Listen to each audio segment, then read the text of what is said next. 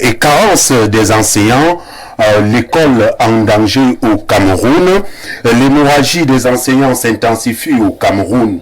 Dans un communiqué rendu public le 21 octobre dernier par le recteur de l'université de Douala, qui lance donc l'ultimatum de 15 jours à 80 enseignants pour rejoindre leurs fonctions.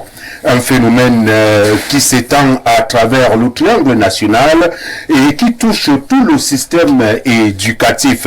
Il y a quelques jours, c'était autour du ministre des enseignements secondaires qui faisait état de 1571 enseignants qui auraient pris la direction du Canada. Mesdames, Mesdemoiselles, Messieurs, comment comprendre ce phénomène? Mesdames, Messieurs, dans cette émission, nous allons analyser et décrypter la situation. Un autre sujet va nous intéresser ce soir. Nozo, un kidnapping de trop. Nous allons faire allusion là au kidnapping, n'est-ce pas, du sous-préfet récemment du côté du sud-ouest. La crise anglophone est-elle prête à prendre fin? C'est la grande question. Nous nous posons difficile de répondre à cette question au vu, n'est-ce pas, des exactions que l'on vit sur le terrain du côté du nord-ouest et du sud-ouest. La dernière actualité faisant donc état de l'enlèvement du sous-préfet d'Idabato, Roland Ewane, depuis le 1er octobre dernier. Dans cette émission, nous essayons de comprendre le phénomène qui règne de ce côté-là. Vous faites bien de regarder la télévision, c'est Info TV, et c'est votre émission Le Grand Soir. Petite transition, et nous allons accueillir nos différents invités. Merci d'être là ce soir. Je rappelle que vous êtes du RDP, c'est le Rassemblement démocratique du peuple camerounais. Vous êtes l'un des communicants de ce parti politique. Ah oui, c'est avec beaucoup de fierté qu'il représente le plus grand parti au monde, le RDPC. Le plus grand parti au monde? Le plus grand parti au monde. Le RDPC, c'est le plus grand parti au monde et nous avons le plus long politique du monde, du siècle, son excellence Fulbia. Oh, ok. Tout à l'heure, on verra bien comment, lorsque vous dites que c'est le plus grand parti au monde, nous allons accueillir quelqu'un d'autre. Votre image va arriver tout à l'heure. Il n'y a pas de souci, il n'y a pas de souci. Lyric Foum, bienvenue. Merci. Bonsoir, Charles Apollinaire Omba. Je salue également mes co-discutants qui partagent ce prestigieux panel avec moi. Je salue aussi les populations du Sud et particulièrement du petit village Engon et Missam, donc qui est à 15 km à vol d'oiseau sur la route Ebolo-Bakribi par Rakombe, parce que moi je suis un villageois et c'est mon village là-bas. Et donc j'ai effectivement beaucoup de plaisir à être sur votre plateau et à déférer à chacune de vos invitations. Et j'espère simplement pouvoir être à la hauteur des délicates attentes de ton public. Ok. Du public, c'est le public qui vous réclame déjà. Il paraît que la colonne vertébrale du Grand Soir, ou alors du nouveau Grand Soir, est en train de se réaliser. En plus d'Abakar Mifiré, les téléspectateurs réclament et aiment bien votre présence sur ce plateau. Voyez m'en flatter. Je rougis même. Merci de cet honneur. Ok. Merci d'être là ce soir. Certainement, la base, n'est-ce pas, de la pertinence de vos interventions et de vos analyses que ce public vous réclame. Avant d'accueillir quelqu'un d'autre, je vais accueillir un autre panéliste sur ce plateau. Je veux rappeler que vous êtes, oui, c'est ce qui m'échappait un peu, raison pour laquelle je veux rappeler que vous êtes de l'UNDP. Oui, l'Union nationale pour la démocratie et le progrès. Oui, et vous êtes également enseignant. Oui, oui. C'est très important de le signaler. Oui. Peut-être... alors, tu me permets de saluer mon président national, le camarade... Maïgari Bello Bouba. Voilà. Alors, Thierry Jussi, bienvenue. Bonjour Charles Apollinaire Omba et je salue les téléspectateurs d'Info TV. Merci d'être là ce soir. Il faut dire que vous êtes journaliste et vous suivez de près l'actualité camerounaise. Oui, comme tout bon journaliste, j'écoute, je vais au contact, je dialogue, je recueille l'information, je traite et bien évidemment je publie. Donc je suis au contact des populations, je suis également au contact des décideurs et cela nous permet de donner des informations de qualité parce qu'un journaliste, un bon journaliste se doit d'aller toujours vers la source. Ok, je suis très heureux de vous avoir à mes côtés. Vous savez, lorsque vous avez un collègue ou un confrère dans une émission comme celle-ci, il y a les faits qui peuvent vous échapper et puis il peut quand même vous rappeler ces faits-là. Quelqu'un d'autre sur ce plateau, lui, c'est Gabriel Michel Chougem. Bienvenue. Merci Charles Apollinaire, merci pour l'invitation. Je vais dire bonsoir, n'est-ce pas, à tous mes copanélistes, bonsoir également à tous mes collègues de la base comme du supérieur en passant par le secondaire. Je voudrais, n'est-ce pas, engager directement en mettant l'accent sur, n'est-ce pas, l'offensive diplomatique que nous avons réalisée la semaine dernière en déposant, n'est-ce pas, des lettres au niveau du Sénat et au niveau, n'est-ce pas, de l'Assemblée nationale pour, n'est-ce pas, nous offusquer contre ce projet de loi qui est en cours au niveau de la fiscalité locale. Nous disons, n'est-ce pas, non à la concrétisation de cette affaire que nous trouvons, n'est-ce pas, sans objet. Alors, ce texte qui prévoit l'instauration d'une nouvelle taxe à prélever dans les salaires des fonctionnaires et agents de l'État constitue une attaque inacceptable contre le peuple et notre profession, car il met en péril le bien-être des enseignants qui vivent déjà dans des conditions précaires. Ok, Monsieur Chougem, vous permettez, parce que c'est quand même deux sujets qui nous permettront d'échanger très rapidement. Exactement. Merci d'être là. Je rappelle que vous êtes enseignant à la base, vous êtes également syndicaliste. Syndicaliste. Ok, et nous allons accueillir quelqu'un d'autre sur ce plateau. Pour la première fois sur ce plateau, un ancien ami tout de même. Monsieur le maire, bon, bienvenue. Sylvain, c'est le bel niec. Je ne suis pas venu ici pour faire le recensement des anciens amis. Je préfère me contenter de mes amis qui sont heureusement là. Bon, lorsque je l'ai dit, je voudrais vous remercier à vous, de m'avoir convié une fois de plus à cette discussion de fin d'après-midi. Saluer, comme d'habitude, tous ceux qui partagent le plateau avec moi. Et bien entendu, vos téléspectateurs que je souhaite de plus en plus nombreux. Ok. Merci d'être là ce soir. Je rappelle que vous êtes cadre de l'UPC, l'Union des populations du Cameroun. Ça ne me concerne pas ce que vous dites là. C'est pas moi que vous rappelez ça, c'est à vos téléspectateurs, je suppose. Parce que moi, je suis autre chose que je ne voudrais pas insister pour vous obliger à le faire. On va le dire. Je suis militant de l'UPC, c'est ça qui est important. Vous êtes militant de l'UNDP. De l'UPC. De l'UPC. Vous voyez? Vous voyez? Vous êtes militant de l'UPC. C'est ça. Je crois et moi, je vois donc quoi à ce moment-là? Bon, merci, merci d'être là, monsieur le maire. Mesdames, messieurs, très rapidement, nous allons prendre deux petites informations d'actualité. Tout d'abord, nous allons regarder un peu ceci avec le concours de notre réalisateur. Là, ce sont les chefs traditionnels qui se sont rendus hier à l'église du côté de la basilique du côté de Mvolier, et ça s'est bien passé. Ils sont allés pour prier, ils ont fini de prier, puis le prêtre les a conviés, n'est-ce pas, à un repas. L'archevêque de Yaoundé avec les chefs traditionnels le jour du Christ, roi de l'univers. L'archidiocèse de Yaoundé a donc été honoré de ce jour de grande solennité du Christ, roi de l'univers, ceci à cause de la forte massive présence des chefs traditionnels, nos majestés à la paroisse mère, la cathédrale Notre-Dame des Victoires de Yaoundé, les premiers liturgiques, le premier liturgique a invité invité donc les chefs traditionnels à entrer dans la logique de la synodalité du faire ensemble, n'est-ce pas, le vivre ensemble et tout ce que cela peut comporter. On peut quand même apprécier la présence des chefs traditionnels à l'église. Léonide Foum, votre analyse très rapidement, c'est du vivre ensemble. Oui, c'est de...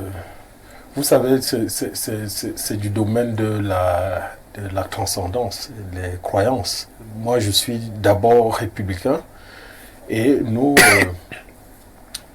avons une conception de la laïcité selon la conception française en réalité.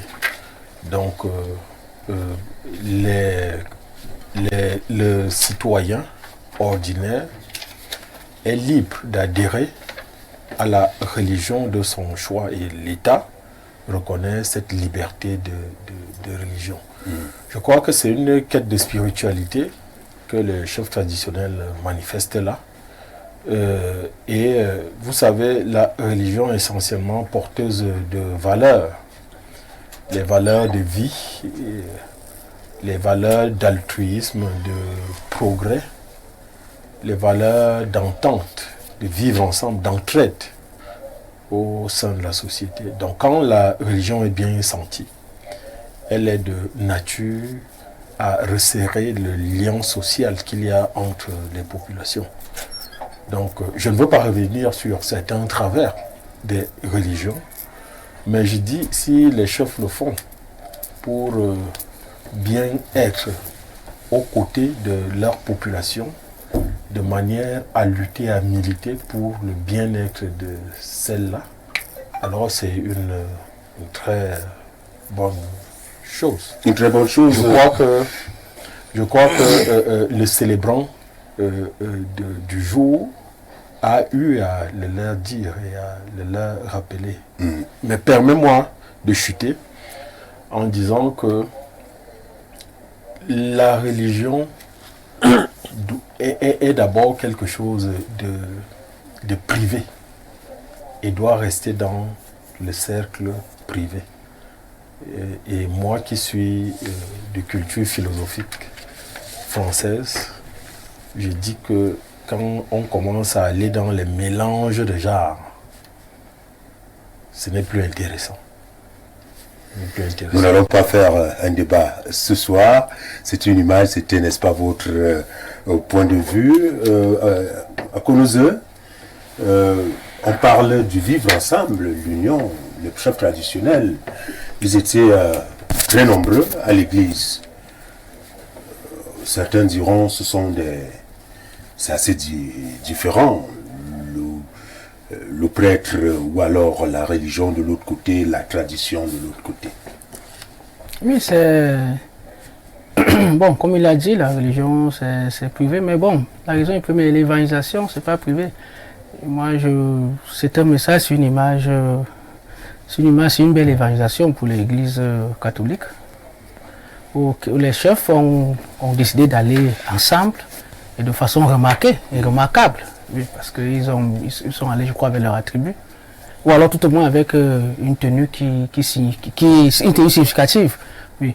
Donc, les chefs ont décidé de faire une petite évangélisation, ou alors passer le message que religion et culture et tradition ne s'opposent pas, peuvent marcher ensemble pour le bien de la société et de l'individu. Bon, c'est des spiritualités qui ne s'affrontent pas, c'est ce qu'on peut retenir comme, quand on regarde l'image, ça veut dire que c'est des spiritualités, c'est des concepts qui ne s'affrontent pas, qui peuvent trouver des jointures et des points de consensus, et que les deux peut-être encadrent la spiritualité de l'individu. Donc, c'est une évangélisation qui a été faite par les chefs pour l'Église catholique. La même analyse vous faites, M. Djoussi? Non, n'oubliez pas que je suis journaliste. Et pour le journaliste que je suis, une image vaut 1000 mots. Nous avions vu le chef traditionnel dans une église écouter un homme en soutane parler.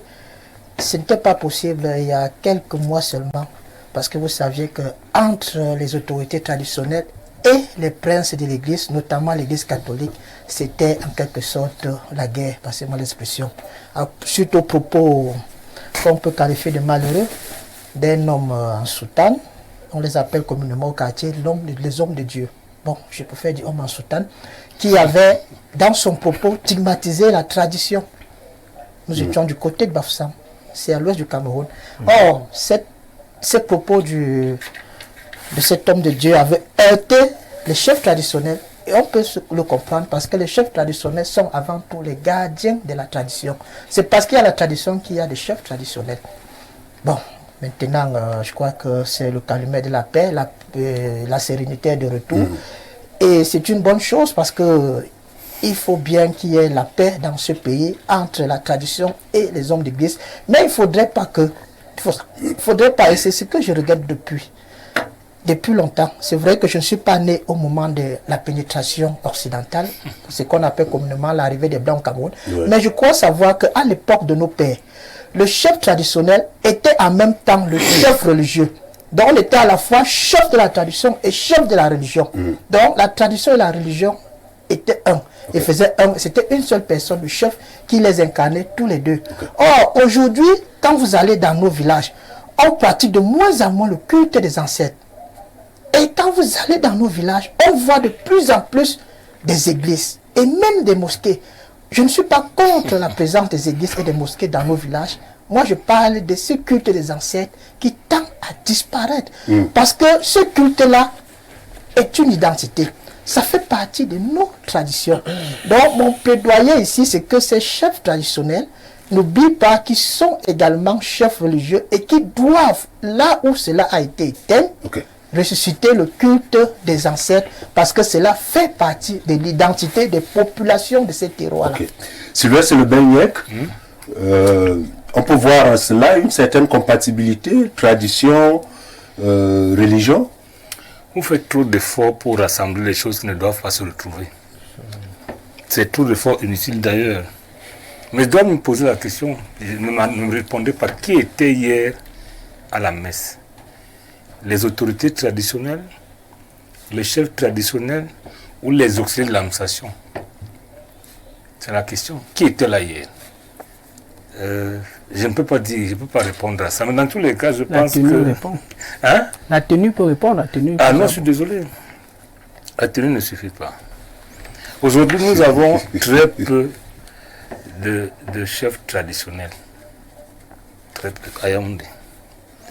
Je suis modeste, j'allais dire qu'il n'y en a même pas. Nous avons des véritables auxiliaires de l'administration. Et ces gens, l'église catholique, c'est l'administration, il faut le savoir. C'est même l'État. L'église catholique. Donc ils étaient chez l'un de leurs pendants, c'est pas un problème. Et moi je suis habitué à voir les chefs qui vont à l'église. Pour moi ça pose pas de problème. C'est peut-être parce qu'ils sont allés au même moment, avec une tenue singulière, à des tenues singulières. C'est ça qui peut amener à mer. Les chefs vont tous les jours à l'église. Pour moi l'église qui n'est pas Dieu. L'église qui n'est pas Dieu. L'église n'est même pas Dieu, ça n'a même rien à voir. Les hommes d'église sont avec nous tous les jours. Chacun de nous a ses croyances. La croyance en un Dieu, en Dieu, pourrait être universelle. Chacun met un nom à ce qu'il appelle Dieu. Mais les églises, moi, ça me laisse à penser parce qu'en réalité, c'est un problème de croyance personnelle.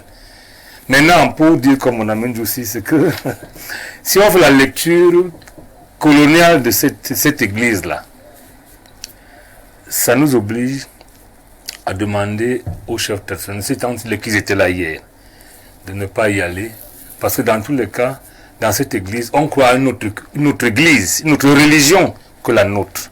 La nôtre, c'est effectivement le culte de nos ancêtres. Mais, contrairement à ce qu'ils pensent, ça ne disparaît pas. Les gens croient à leurs ancêtres en cachette pour certaines personnes. Ils en ont un peu honte. C'est vrai. Pourquoi ils en ont honte? Parce que le christianisme est violent. Voilà. C'est ça. Ils n'acceptent pas d'altérité. C'est un peu ça. Je rappelle que si vous lisez, moi je suis chrétien catholique, hein, malgré tout. Parce que moi, je n'ai pas honte de... Moi non plus. De pratiquer si, le culte des ancêtres. Si vous lisez l'interdit des saints dans l'église catholique, hein, tous ces saints-là sont morts. C'est le culte des morts, mais des autres. Alors, je ne permets à personne, même pas à mes deux petits frères qui sont prêts, de m'interdire de célébrer les miens. Parce que eux célèbrent les des saints, Saint-Michel, Saint-Magin, tous ça sont des gens qui sont au cimetière. Mais nous, on nous interdit même de le faire. Donc, moi comme je n'écoute pas ça, la proximité entre l'église catholique, entre l'église en général et les autorités, c'est pas moi, de maintien de l'ordre qu'ils sont effectivement, ou les choses ne me gênent pas. C'est un problème purement personnel. Mais comme on a également vu tout un gouvernement dans la même église à un moment donné, n'oubliez pas ça. Lorsque les prix ont augmenté au Cameroun, l'inflation était galopante. On avait toute l'église réunie, tout le gouvernement. Lorsqu'on a vu la crise en je peux finir de l'ampleur également. Nous avons vu toute l'église. Au lieu de se battre techniquement sur le chemin, prendre l'inflation, ils sont allés à l'église demander au bon Dieu ou alors aux prêtres de les aider pour que les prix baissent. Je suppose que ça marche. Donc moi, je regarde ça comme une image qui ne vaut aucun contre moi aux journalistes. C'est une image qui passe comme un oiseau qui regarde le train passer. Okay. Les chefs sont habitués à le faire, qu'ils continuent à le faire. Mais nous aussi, on va continuer à faire ce que nous faisons. Ok, merci Monsieur Sylvestre Le Beignet. Alors, Monsieur Séjou Choudjen. L'on peut aller très rapidement, vu le temps. Nous avons peut-être 5 minutes pour essayer de comprendre. Oui, depuis le week-end, il y a des tracts et autres, des informations des enseignants qui ne sont pas d'accord de la réforme qui est sur la table des députés. Que réclament les enseignants véritablement?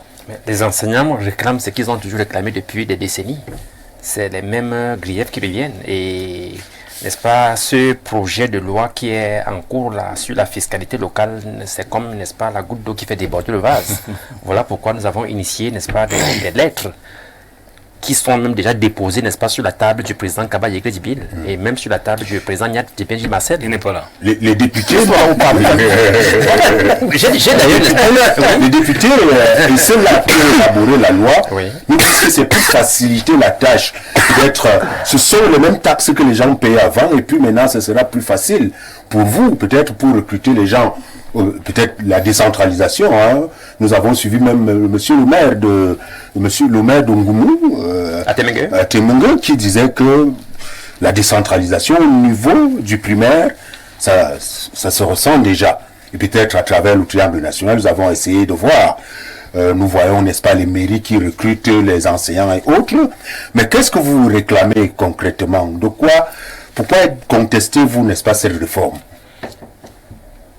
Allons-y rapidement. L'adage populaire est connu, n'est-ce pas? L'argent, c'est le nerf de la guerre. C'est-à-dire que lorsque nous lisons très bien ce qui se passe là-bas au niveau, n'est-ce pas, des chambres hautes, de la chambre basse, il est question, n'est-ce pas, de façon, n'est-ce pas, un peu insidieuse, de diminuer les salaires, en quelque sorte. Parce que si ce projet passe, les salaires vont se retrouver un peu amoindris, les salaires qui sont déjà bas, qui sont déjà minables. Il faut encore, n'est-ce pas, enlever quelque chose. C'est là où nous disons non. Encore que ce que nous avons réclamé depuis longtemps ne nous a pas encore été donné, même si quelque chose a été fait. Donc nous demandons que ce projet de loi, n'est-ce pas, soit mis à l'écart et que les problèmes des enseignants soient résolus. Notamment, n'est-ce pas, la tenue du forum national de l'éducation qu'on attend depuis des décennies. Cette réforme-là ne vise pas exclusivement les enseignants, c'est pour tout le monde. C'est pour ça que dans notre lettre, nous avons parlé de tous les fonctionnaires et agents de l'État. On n'a pas parlé que des enseignants. Mais bien entendu, tout le monde tire la couverture de son côté, ça c'est naturel. Okay. Oui. Monsieur le maire, très rapidement, peut-être comprenez-vous grand-chose à cette contestation des enseignants? Il ne me semble pas que ce soit le thème que vous m'avez envoyé. Tout à fait. Il ne me semble pas. Mais cette digression ne me gêne pas particulièrement. Je voudrais dire que il faut d'abord essayer de comprendre un texte de façon globale avant de le rendre parcellaire. Et là, le syndicat dans son rôle, c'est-à-dire il regarde ce qu'ils vont perdre. Certainement, comme on ne leur a pas encore dit ce qu'ils vont gagner. Parce que ce n'est pas tout à fait une réforme fiscale. En réalité, ce texte, si vous le lisez bien, il y a des taxes qui ont disparu. Il y a une certaine globalisation des prélèvements. Le problème se pose pas à ce niveau. Je pense que les enseignants ont de problèmes. Là, vous n'avez rien à voir avec ce texte. Les enseignants se plaignent, comme d'ailleurs tous les fonctionnaires, des salaires qui sont assez bas. Voilà. Il faut le dire clairement. Voilà. Et dans ces conditions, je suis d'accord avec eux. Oui. Mais maintenant, est-ce que ceux qui ont des revenus sur le plan global doivent participer à la vie de la nation? Je dis oui. Comment participer à la vie de la nation? Parce que vous ne pouvez pas bloquer quelque chose qui participe de la vie Parce que vous avez des problèmes. Tout en vous comprenant. Donc je pense qu'il s'agit de trouver une formule, nous on appelle ça l'aménagement, pour que les enseignants ne meurent pas en faisant vivre les communes. C'est ça. Parce qu'en réalité, ce texte, pour moi, est le premier, nonobstant le fait que le principe de la caisse unique va rester. Parce que c'est ça que la question. Si le mode de prélèvement reste le même, j'ai entendu qu'il y a les CDI vont disparaître pour donner naissance aux centres locaux d'impôts. Appelons ça comme ça. Hein? Le problème, c'est que comment ça va fonctionner? Si ça va fonctionner comme les CDI, on a simplement changé de nom. Moi, je souhaite qu'il y ait, et je l'ai toujours dit, pour que la décentralisation marche, il faut 3 choses. Il faut en faire une urgence nationale. Et tout le monde sait lorsqu'on quelque chose est urgent. Vraiment, on crée une structure pour gérer ça sur tous les plans. Il faut trouver des financements pour la décentralisation. On en a trouvé pour les infrastructures, on en a trouvé pour les stades, on en a trouvé. Il faut en trouver. Et maintenant, il faut être clair. Il ne faut pas faire des lois équivoques. C'est le principe qui veut qu'on peut faire ou faire faire. Il y a des choses qu'il faut laisser faire. Des choses qu'il faut faire. Lorsque c'est clarifié. Parce que lorsqu'on dit qu'on va réserver un pourcentage du budget d'investissement public pour les fonds propres de l'État à la décentralisation, ça ne veut rien dire. Si le ministre gère ses fonds en faisant des pommes de décentralisation, c'est légal, n'est-ce pas? C'est légal. C'est ça le problème. C'est pour ça que le ministre vous dit qu'il gère 87% du budget de fonctionnement de l'enseignement secondaire. Sans honte, hein? Il vous le dit.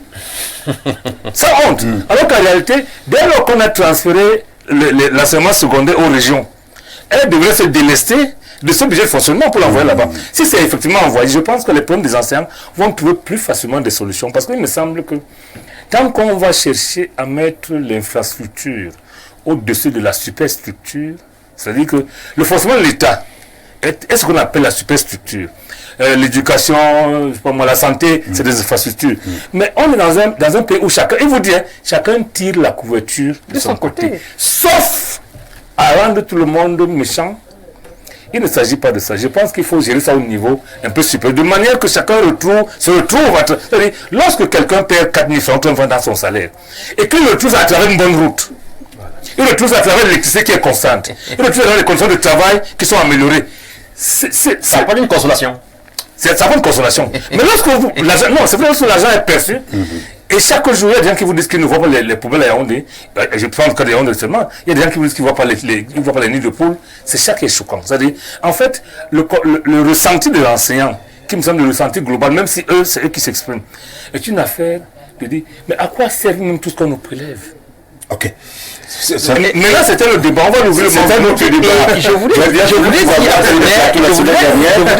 Charles Apollinaire, que ne faisons pas comme si les Camerounais ne payaient pas les impôts depuis 50 ans, depuis 60 ans. C'est ce qu'il disait. C'est ce que j'ai dit. Voilà, c'est ce qu'il disait là. Voilà. D'où vient-il encore cette nouvelle loi? C'est pas nouveau, c'est pas tout à fait nouveau. Je vous donne 40 secondes. Il y a quelque chose qui est vicieux. Sincèrement, ne vous débordez pas. Oui, nous avons demandé la modernisation de nos États. Absolument. Parce que le modèle qui était en vigueur ne fonctionnait plus. Et dans les tractations et les essais qui ont été faits par rapport à plusieurs modèles, parce que vous savez bien au Cameroun qu'il y en a qui sont fédéralistes, d'autres sont décentralistes, comme nous. Sauf que la Constitution a consacré quelque chose. Oui. Nous On a avons modifié une constitution. Oui, bien sûr. Mais pour le moment, c'est la décentralisation. Oui, nous avons dit que le modèle hyper centralisé de l'État est incapable de résoudre les problèmes du citoyen. Absolument, ça c'est vrai. On ne peut donc pas passer d'une forme de l'État à une autre sans que cela ait un coût. Et qui doit supporter ce coût? C'est le citoyen. Et parce que c'est le citoyen qui demande cette transformation de l'État-là. Donc, les enseignants peuvent avoir ce sentiment qu'on est en train d'être, et d'ailleurs on en parle tout à l'heure. Oui. Mais lorsque l'on est citoyen... C'est un sentiment légal. Compréhensible, peut-être pas légal. Et de surcroît, homme politique, tel que nous le sommes, modestement, nous devons encourager les citoyens camerounais à contribuer pour la vie de la nation. Et c'est ce que nous faisons. Donc, j'étais en train de dire que les Camerounais doivent comprendre que l'État vache à lait, l'État-providence. Moi, par exemple, quand j'étais à l'école primaire, on nous donnait presque tout. Vous chutez par là. Oui, Non. on nous donnait Il y a longtemps, presque tout. Léonide, qu'on a Léonide, vous chutez par là. S'il vous plaît. l'État vache à lait. Donc, nous sommes en train de dire que Non. les citoyens, si nous voulons un État fort et qui répond à nos problèmes, nous devons sortir de l'État-providence qui donnait tout. Ok. Ce n'est pas de Merci. Parce que vous pouvez pas avoir un État. L'État a donné tout cas le véhicule Monsieur, si vous allez réagir tout à l'heure. Je disais que merci. Nous allons prendre une petite transition et nous revenons pour le premier sujet phare à l'ordre du jour.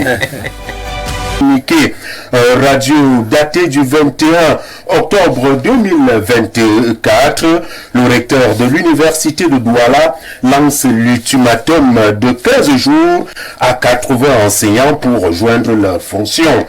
Un phénomène qui s'étend à tout un système à travers le triangle national. Il y a quelques jours, c'était au tour du ministre des enseignements secondaires qui faisait état de 1571 enseignants qui auraient pris la direction du Canada. Comment comprendre ce phénomène? Mesdames, Messieurs, dans cette émission, avec nos panélistes, nous allons essayer de voir et de comprendre. Alors, tout de suite et maintenant, monsieur, je commence par le journaliste sur le plateau. Les faits sont là. Monsieur Soudjem, monsieur... je suis bien là, je suis bien là. Je suis prêt à répondre. Je sais que vous êtes enseignant. Je sais que vous attendez là. Mais je vais d'abord commencer par Thierry Djoussi. Merci. Alors, désertion, n'est-ce pas, des enseignants et surtout carence également, il faut le souligner. Comment comprendre ce phénomène? Je crois que je ferais d'abord pas dire que, parce que je crois plusieurs personnes m'ont toujours posé la question, mais pourquoi tu t'intéresses toujours à la question de l'éducation? Parce que on me connaît davantage comme le président de l'association des journalistes camerounais pour l'agriculture et le développement. Mais je trouve que je parle tout le temps de l'éducation. Et plusieurs fois, on m'a demandé pourquoi tu parles toujours de l'éducation. Donc maintenant, j'ai l'opportunité de dire pourquoi j'ai un intérêt accru pour l'éducation. Vous savez, l'éducation, c'est la transmission des connaissances. Quel que soit le domaine dans lequel vous intervenez, si vous n'aviez pas le souci d'éducation, alors vous n'aviez pas le souci de l'héritage. Moi, j'interviens beaucoup dans les questions de l'agriculture. Et quand on dit agriculture, on parle également de la pêche, on parle de l'élevage.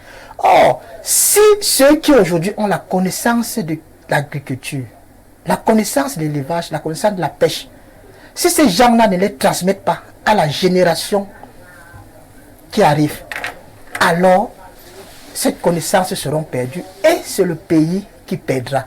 Voilà l'importance de l'éducation dans tous les domaines, c'est-à-dire la connaissance doit partir d'une génération à une autre. Et ce n'est que dans l'éducation. C'est essentiel. Or, nous parlons de quoi ici? Nous parlons des détenteurs de la connaissance. Dans un pays qu'on appelle le Cameroun, qui s'en vont. Et quand ils partent avec ces connaissances. C'est-à-dire que ceux qui restent, qui ont besoin d'apprendre, n'ont pas en face des enseignants, n'ont pas de professeurs pour leur transmettre ces connaissances-là. Est-ce que vous pensez que ce pays est viable? Je ne pense pas du tout. Or, nous sommes dans une situation, et si je vous dis même les destinations que ces enseignants prennent, je crois qu'en tant que Camerounais, vous auriez honte. On voit beaucoup plus le Canada. Mais laissez-moi vous dire que beaucoup d'enseignants camerounais vont même à côté là au Gabon. Oui. Je parle bien du Gabon à côté là. Au Sénégal, au Tchad. Ils font là-bas beaucoup d'enseignants camerounais. D'ailleurs, si vous allez dans une ville comme Libreville, Si vous entrez dans 3 établissements, si vous rencontrez là-bas 5 professeurs, 5 enseignants, alors il est fort probable que 3 sur 5 soient des Camerounais. Et de surcroît, des génies formés au Cameroun et qui vont enseigner au Gabon. C'est-à-dire qu'ils vont transmettre la connaissance au Gabon. C'est-à-dire qu'ils vont transmettre l'héritage au Gabon. C'est-à-dire qu'ils vont former les jeunes Gabonais de demain avec qui nous serons en compétition et qui, bien évidemment, vont nous battre parce que nous n'aurions pas eu sur place suffisamment d'enseignants. Parce que de notre côté au Cameroun, la carte scolaire nous indique qu'il y a un déficit d'enseignants. Or, ceux qui sont là, on devait renforcer le nombre. Mais la réalité est qu'ils s'en vont. Certains vont au Gabon. Donc, alors, qu'est-ce qui est à l'origine? Vont au Canada. C'est la grande question. Donc, maintenant, j'ai causé avec, vous savez, je suis journaliste. Le journaliste cause toujours avec les concernés. Moi, j'ai causé avec les enseignants, la plupart. C'était pas à cause des conditions de vie, conditions de travail, salaire, etc. Ils estiment que ce n'est pas attractif au Cameroun. Et ils n'ont pas tort quand vous voyez les salaires que les enseignants gagnent en Côte d'Ivoire. Quand vous voyez les salaires que les enseignants ont au Gabon, vous comprenez que l'enseignement au Cameroun n'est pas attractif. On peut donc comprendre que c'est un problème des conditions dans lesquelles évolue. C'est une des causes. Je n'ai pas tout déroulé. Je reviens donc vers vous, vous allez voir. Monsieur Soudjem, oui. Vous êtes enseignant, syndicaliste également. Oui. Oui. Qu'est-ce qui peut bien expliquer cette désertion, n'est-ce pas, de ce départ des enseignants? L'explication est facile. Même les élèves savent pourquoi les enseignants parlent. Même les élèves savent. Ah bon? Est-ce que vous savez que les statistiques indiquent que environ 10 enseignants camerounais partent au Canada et ailleurs chaque fin de mois, chaque mois. C'est-à-dire qu'ils partent, n'est-ce pas? Et quand il y a... Est-ce que vous savez qu'au Canada, l'enseignant gagne environ $35 par heure? L'enseignant gagne au Canada $35 par heure, ce qui est l'équivalent de 3 600 000 francs. De 3 600 000 francs par mois. Vous voyez le gap? Vous voyez le fossé entre ce salaire et ce qu'on gagne au Cameroun? Et mon collègue journaliste parlait, n'est-ce pas, de la Côte d'Ivoire, où l'enseignant a, je crois, c'est le double ou triple de ce que l'enseignant camerounais gagne. Même chose au Gabon, et ainsi de suite. Bon, je voudrais prendre une illustration qui s'est passée le week-end dernier, ici au Cameroun, dans les 10 régions. Le week-end dernier, il y a eu un test de recrutement organisé par le ministère de l'Éducation de base. Il y a eu en tout 51 000 enseignants candidats à ce concours-là, à ce recrutement-là. Et l'État va recruter seulement 3 000 enseignants, instituteurs. Maintenant, où vont aller donc les restes des 48 000 qui ne seront pas retenus? Et qui sont formés, s'il vous plaît, qui ont des diplômes professionnels, qu'on appelle le CAPIEM? Où vont-ils? Voilà donc les raisons, parmi tant d'autres, qui font que les enseignants partent.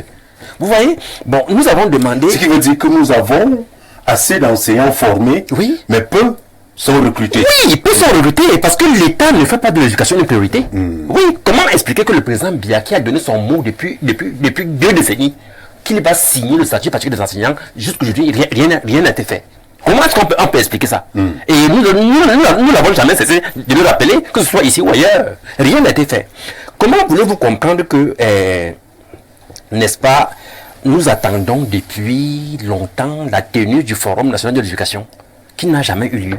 Le dernier forum a eu lieu en 1995. Y a-t-il un rapport entre... Bien sûr! C'est un forum qui est indispensable pour résoudre les problèmes des enseignants. Nous ne pouvons pas seulement les problèmes. C'est quand même peut-être voir la qualité de l'enseignement également au Cameroun. Bien sûr! Quand même au niveau du recrutement. Et s'il faut même revenir même sur ces problèmes de salaire, nous avons demandé à l'État... Vous avez posé une question. Oui. Qu'est-ce qui justifie, n'est-ce pas, le départ des enseignants? C'est ce que je dis. C'est ce que je dis. C'est la pauvreté. C'est la pauvreté. L'enseignant n'a pas de logement d'astreinte. Les enseignants n'ont pas de logement d'astreinte, comme nous demandons depuis des décennies. Rien n'est fait.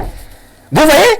Et vous allez voir que quand on prend les dossiers de présence familiale, les dossiers de bien de suggestion, qui se pourrissent là dans les bureaux au Minedub, au Minesec, au Minesup là. Vous allez voir un enseignant qui dépose un dossier, n'est-ce pas? Il vient peut-être 3 mois après, on lui dit que le dossier est perdu. On dit que c'est perdu. Il quitte peut-être de Konofata pour le vérifier à Yaoundé. Il n'a pas de dossier, il va recommencer. Vous voyez, ça se passe régulièrement. Et donc la pauvreté à l'autre. Il y a la pauvreté, il y a la mauvaise gestion, n'est-ce pas, du personnel enseignant. Il y a eu une foule.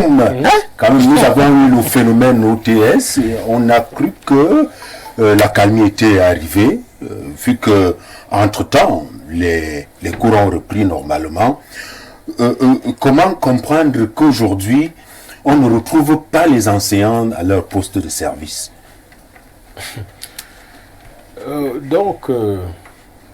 Je vais d'abord prendre d'en haut la question que vous me posez et alerter notre État. Nous sommes dans un environnement concurrentiel.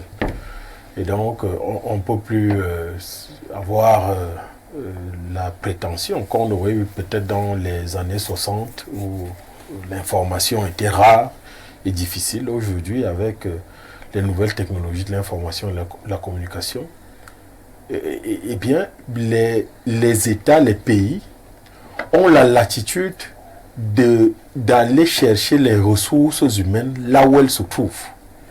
Et les États sérieux se donnent les moyens aussi de conserver ces ressources. C'est un problème stratégique que je suis en train d'indiquer là, Charles Apollinaire Omba, pour simplement dire à l'État du Cameroun que vous ne pouvez pas à prix d'or former des gens. Et puis, vous les traitez tels que vous les traitez là. La conséquence, c'est qu'ils vont partir. Ils vont partir. Le traitement, c'est lequel, M. Lionel Foum? Mais on paye... Je rappelle que vous êtes enseignant. Hein? Oui, l'enseignant est payé au lance-pierre. Je vous dis, l'enseignant camerounais est payé au lance-pierre.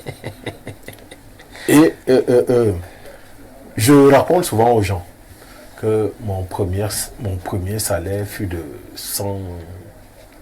143, 146 000, à peu près mon premier salaire. Et que lorsque je suis allé à la banque dans laquelle j'avais été viré, les gars, au lieu de me proposer des crédits automobiles ou bien de construction, ils m'ont présenté une assurance décès. Oui, parce que les gars, une assurance décès, que je devais souscrire à une assurance décès. Décès? Oui. Décès. Oui. Pas assurance vie, assurance mort. Assurance mort. C'est pas une assurance vie. C'est-à-dire que les gens ont préparé tes obsèques. Oui, c'est ce que je voulais comprendre, que les téléspectateurs comprennent. Oui. Assurance décès, assurance mort. Oui. Donc, en réalité, quand... C'est quelle banque? Oh, tout jeune. Non, c'est pas important. Pourquoi? C'est pas important. Pourquoi? Alors qu'en principe, un jeune doit rêver. Un jeune doit rêver. Mais vous êtes dans de telles conditions où le rêve vous est interdit. Bon, quand vous avez 140 000 là, vous allez prendre femme comment? Avoir des enfants. C'est pour cela que quand le banquier te voit, il dit, mais c'est une tête de cadavre. Comme il va mourir rapidement. Donc faisons-lui signer l'affaire. Peut-être on peut être un peu plus sérieux là. Non, mais je suis sérieux. Oui. Je suis sérieux. Je suis sérieux. Je suis d'autant plus sérieux que... Et tu as signé l'assurance décès. Ça, ce sera de vous à moi. Je vais vous dire ce que j'ai fait là tout à l'heure. Donc, non, je disais tout simplement que le jeune, l'âge, la jeunesse, c'est l'âge du rêve. Et l'État doit savoir que c'est à lui de susciter ce rêve, cette ambition, cette noblesse-là en l'individu. Et on a oublié un individu comment? En le traitant dignement. En le traitant dignement. Mais d'après ce qui est dit quand même, lorsque vous sortez de l'école normale, votre matricule est mieux que beaucoup qui sortent peut-être... Pas le matricule, le revenu. Votre revenu, votre salaire, voilà, votre salaire est mieux que beaucoup d'autres. Je ne veux pas citer leurs voisins directs du côté à côté de l'école normale là. Oui. L'ENAM. Allons-y. Est-ce que vous savez... Nous cherchons pourquoi est-ce que les enseignants partent du Cameroun, abandonnent, n'est-ce pas, les écoles? Est-ce que vous savez qu'à l'ENAM, déjà, ils ont une bourse indiciaire. Voilà. À partir de l'école. Ils sont fonctionnaires depuis l'école. À partir de l'école. Ce qui n'est pas le cas à l'école normale supérieure, ni à l'école normale supérieure. Je tenais plus.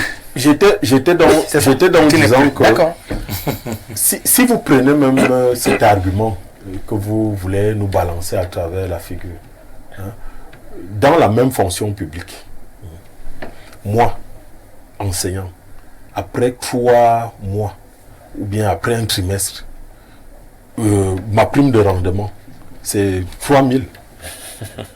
au plus 5 000. Or, dans les administrations dont vous parlez là, quand ils vont toucher leurs émoluments et consorts, il n'y a pas match. Au bout d'un semestre, c'est des millions. Il n'y a pas match. C'est des millions. Maintenant, si vous prenez le salaire indiciaire, vous prenez la valeur du point d'indice, dans les administrations que vous venez d'indiquer, la magistrature, l'armée et consorts. L'administration générale. L'armée et consorts, n'est-ce pas? Leur indice s'arrête à 1400. Et moi, le nôtre s'arrête à 1140. Dans l'armée, là, hein, et ils vont jusqu'à 1600. Et leur point d'indice a plus de valeur que celui de l'enseignant. Je vous dis bien que leur point d'indice a plus de valeur. Donc, en termes... Et ils ont tous les avantages. Hein. C'est eux qui sont logés, ils ont des véhicules de service. Ils ont des missions. Pour qu'un enseignant ait une mission, c'est la croix et la bannière. Alors, vous voulez donc que les enseignants disent quoi? Qu'ils sont bien traités? Non, nous sommes payés. Mais vous tenez, hein, vous êtes toujours au Cameroun, Léonie. Monsieur Charles Apollinaire. Oui, Monsieur Charles Apollinaire. Attendez, monsieur Choudia. On va vous donner la parole. Oui, nous sommes toujours au Cameroun parce que nous sommes dit que nous allons nous battre pour que cette situation change. Et mes collègues qui sont plus jeunes sont plus heureux que moi. J'en suis fier. Parce que c'est même une des raisons pour lesquelles je suis aussi entré en politique. Vous allez nous dire comment est-ce que vous voulez vous faites changer les choses. Mot, Charles, vous voulez vraiment. Est-ce que vous savez que Charles, est-ce que vous savez que la gratuité de l'école, n'est-ce pas, demandée et ordonnée par le président Biya depuis des décennies, n'a jamais été effective? C'est-à-dire que le président Biya avait dit, et je crois qu'il m'écoute. Je crois qu'il m'écoute au palais, que l'école primaire publique est gratuite. Il a signé, mais ce n'est pas le cas. C'est même l'inverse qui se passe sur le terrain. Et ça énerve. C'est même l'inverse. Et ça énerve les enseignants. Vous voyez? Ça énerve. Autant de raisons qui font que. Ça énerve dans les enseignants. Autant de raisons que les enseignants s'énervent. Sylvestre Le Beigne, quand même, peut-être pour résoudre un certain nombre de choses, il y a quand même la décentralisation. Vous êtes un homme qui maîtrise bien, pour avoir été maire, quand même, on estime que, au moins au niveau du primaire, il y a cette décentralisation-là qui favorise un certain nombre de choses. Est-ce que l'on peut constater, on doit encore constater aujourd'hui que nous avons non seulement carence des enseignants, tout à l'heure on parlera peut-être également des établissements. Ça, pour nous, on va dire que ce n'est pas parce que j'étais maire que je connais les choses, c'est pas vrai. Il faut pas me... Non, c'est vrai, il faut être sérieux. Ne me ramenez pas là-bas. C'est vrai que j'ai appris beaucoup à la mairie, mais j'ai appris autre chose que ce pourquoi je suis invité ici. Ouais. C'est pourquoi je suis invité ici. Je l'ai appris ailleurs, notamment à l'école. J'apprends chaque jour en plus. Maintenant, il faut pas... il faut éviter... Le dossier des enseignants est assez délicat, parce qu'on a beau. Si vous tentez d'être juste, vous prenez les enseignants contre vous. Si vous tentez de dire qu'ils ont complètement raison, vous prenez les autres contre vous. Je vous ai dit, un État ne se gère pas de façon infrastructurelle. C'est la superstructure. Le problème chez nous, c'est qu'on pense qu'on va faire la politique des salaires sans se battre pour créer plus de richesses et donc plus de revenus. C'est ça le problème. C'est-à-dire, fondamentalement, vous ne pouvez pas faire la politique des salaires, la politique des prix, sans faire la politique des revenus. Il faut que le Cameroun gagne plus d'argent pour équilibrer à travers la justice sociale. Pour moi, ce n'est pas le cas. Mais au-delà de ça, disons qu'il n'y a pas véritablement période dans la demeure marché d'enseignants. Il vous dit, preuve à l'appui, qu'il y a plus d'enseignants qui sont formés que d'enseignants utilisés. C'est la preuve par 9 qu'il n'y a pas période dans la demeure. Bien au contraire. Ça, c'est vrai pour l'enseignement de base. C'est comme ça qu'on appelle ça aujourd'hui. Oui. Je ne sais pas si c'est le cas pour l'enseignement secondaire également. Je suppose que c'est pas, même c'est vrai, c'est pas les mêmes proportions. C'est-à-dire on fait un concours de recrutement de 50 000 personnes qu'on pose pour 3 000. Voilà. Non. C'est ça. Ça veut dire que... le concours s'appuie sur la soutenabilité. Nous disons, c'est ce que je dis en Parce termes que les besoins sont énormes. Monsieur le journaliste, le problème de la vérité se pose à cause des détournements de fonds publics. Voilà le problème. Ça, c'est le problème, monsieur le journaliste. On vous écoute et vous Je suis d'accord, hein. Il y a un problème de fiscalité, mais c'est à cause des détournements de fonds publics. C'est à cause de la malgouvernance et de la mauvaise gérance. Ok, à Sylvestre Lebel, le problème, monsieur, j'étais en train de vous dire qu'un État ne se gère pas de façon infrastructurée. C'est d'abord la suprastructure. Et ici, le problème qui se pose au Cameroun, c'est que nous ne créons pas assez de richesses. Lorsqu'on en crée, on ne distribue pas de façon équitable. C'est ça le problème. Maintenant, pour revenir aux problèmes des enseignants, quand vous entendez que quelqu'un gagne 3 millions au Canada, il faut qu'on dise autre chose sur les 3 millions. Qui gagne 3 millions, c'est moi 700 000 au Gabon, il faut qu'on vous dise, parce qu'il y a d'autres choses. Le niveau de vie au Canada, le niveau de au Canada n'a rien à voir avec ce qu'on vit ici. Ça, c'est quelqu'un qui a travaillé là-bas qui vous le dit. Ouais. C'est pas la peine. Maintenant, vous ne pouvez pas transformer le Cameroun en prison. Les gens, c'est pas seulement les enseignants qui partent. Hein. Pas les médecins. Non, je vous pose une question. Si vous avez un contrat TV5, vous restez ici? Non, ne me répondez pas. Non, permettez la réponse est évidente. Permettez à tout le monde. C'est des trajectoires individuelles, monsieur le maire. Non. Oh là là. Permettez dans les statistiques. Non. Permettez à tout le monde de trouver sa vie là où elle. Je vous dis qu'il y a des États plus modernes que le nôtre, à supposant que le nôtre l'est aussi un peu, qui mettent des politiques pour attirer les intelligences vers eux, pour conserver ce qu'ils ont déjà. Mais si dans notre pays, rien n'est fait pour que ceux qui sont formés travaillent d'abord, permettez qu'ils partent ailleurs, c'est normal. Si pour ceux qui travaillent, les conditions ne sont pas bonnes, permettez également. C'est à notre époque qu'il y avait l'engagement décennal. Pour faire l'engagement, c'est-à-dire vous engagez, même si c'était purement théorique, à travailler pour l'État pendant 10 ans. Aujourd'hui, ce n'est plus le cas. Donc vous n'allez pas enfermer les enseignants, les médecins, autres. Maintenant, en termes de salaire, je dis, lorsqu'on est enseignant, on voit le salaire, on connaît le salaire des enseignants. Moi, j'ai vécu avec les médecins à la mairie. J'ai réussi, à un moment donné, à avoir 5 médecins pour le centre médical de son Macaque, parce que Macaque, c'est 41 000 habitants. Ces 5 médecins, s'ils vous parlent de leurs conditions, c'est en dehors de ce qui était visible. C'est-à-dire, ce qui fait office de table de consultation, c'est 2, 3 morceaux de bois qu'on a avec une chaise. Ça, je vous le dis, parce que j'ai vécu ça. La misère ambiante est partout. C'est pas seulement ce qui est gênant quand on dit, si vous dites aux enseignants que tout le monde souffre, ils vont se fâcher. Mais tout le monde en fait, même les militaires. Parce qu'on confond, on confond les 2% de militaires qui peuvent avoir les avantages à tous les militaires. Moi j'ai un fils qui est officier dans l'armée camerounaise. S'il vous parle des difficultés qu'il vit au jour le jour, s'il vous parle des différences de traitement, c'est-à-dire, vous êtes lieutenant, vous êtes dans la guerre contre Boko Haram, vous êtes dans l'armée de l'air. Quelqu'un d'autre est caporal-chef, il est dans le BIR. Vos primes vont du simple au double. C'est le caporal-chef du BIR. À quelquefois 2 fois vos primes. C'est criant, donc. C'est frustrant. C'est frustrant. C'est pour ça que je vous dis, autant je suis soldé de la cause des anciens, autant je leur dis, ce pays est à refonder. On ne va pas régler les problèmes d'un pays dont la fondation a échoué en faisant la peinture. Les différents problèmes, c'est la peinture. Non, c'est vrai, il faut s'arrêter. Hein. Là, il n'y a pas encore qui ne se plaignent pas. Là, dans la semence, on va dire qu'ils ont des primes de recherche et machin, ils se plaignent. C'est la même chose. Dans un point où tout le monde se plaint, je pense qu'il faut se poser de bonnes questions. Est-ce que nous sommes tous méchants? Est-ce qu'on est antipatriotes nous tous pour nous plaindre tous à la fois? Ou alors... Non, nous, on n'a pas le sentiment que tout le monde se plaint. Ou alors, c'est statistique. C'est une impression. Vous avez les moyens de vous plaindre, les autres n'en ont pas. Parce que c'est une impression. Je rappelle qu'un militaire qui se plaint, vous savez ce qui lui arrive.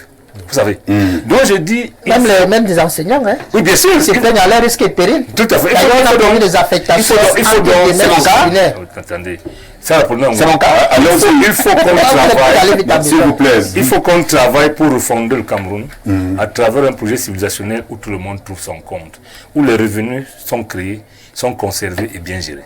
Le problème du Cameroun, et les enseignants en particulier, c'est que les gars petits, il faut les appeler ainsi, c'est que lorsqu'ils voient leurs semblables en face, qui ne sont pas très nombreux, mais c'est leur richesse insolente qui frustre les autres. C'est-à-dire, vous voyez, vous étiez à l'école normale pendant qu'un gars était en face, n'est-ce pas? Quand vous sortez, on vous propose une prime. Trimestriel, tu parles de 3 000. Voilà le problème. On lui propose l'assurance décès. D'abord, pour l'assurance véhicule et habitation. Vous comprenez? Donc, c'est frustrant. Et moi, je dis, si on reste à gérer les secteurs, vous comprenez, on va s'affronter inutilement. Le problème est global. La gouvernance états généraux de la nation. C'est la n'est pas globale. Pour nous dire la vérité que qui gagne normalement le salaire, lorsque un journaliste travaille, ne me répondez pas, est-ce qu'il gagne vraiment le salaire qu'il mérite? Je pense non. Lorsqu'un médecin travaille, est-ce qu'il gagne ce qu'il mérite? Je pense non. On va nous dire, ils sont tellement nombreux qu'à un moment donné, je ne dis pas que c'est 2025 comme les autres, mais je dis il faut qu'on s'arrête. Pour nous demander, mais qu'est-ce qui nous arrive? Ok. Merci. Alors, les gens vont se suicider au Gabon, ils vont se suicider au Canada, parce qu'en réalité, ceux qui vont au Canada, tous s'enseignent pas. Hein. Ok. Ils préfèrent le suicide à la vie apparente de ce pays. On revient à tout à l'heure. Je vais quand même faire un petit témoignage. On peut pas noyer le poisson là. Nous, on va le sortir de l'eau. Vous allez vous exprimer. S'il vous plaît, monsieur Foum. Peut-être, monsieur le maire, en parlant tout à l'heure, lorsque les gens partent du Cameroun, ils vont peut-être en Guinée équatoriale ou alors au Gabon ou au Tchad.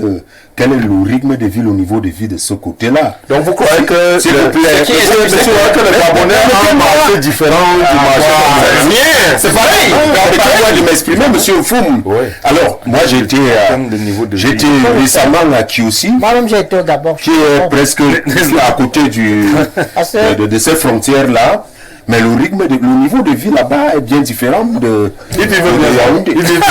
C'est difficile, c'est très compliqué. Combien quand même. Alors, je vais revenir vers vous. Monsieur Akon Zeu, vous êtes du RDPC, c'est pas parce que vous êtes du RDPC que vous posez la question. Alors, face à tous ces problèmes, à toute cette situation, comment est-ce que le gouvernement peut s'en sortir? Vous êtes à Konouzé. Oui. Vous n'êtes pas sérieux. Vous n'êtes pas sérieux. Pourquoi ça me fait le même problème? Attendez. Est-ce que le Cameroun peut s'en sortir véritablement avec cette situation? Oui, sinon, où allons-nous? Il faut d'abord comprendre. Je vais commencer par la carence avant de parler de la désertion. Parce que comme j'ai été amusé de voir comment le syndicaliste a fait l'apologie de l'immigration ici jusqu'à donner les salaires du cadre et après se demande pourquoi les gens partent.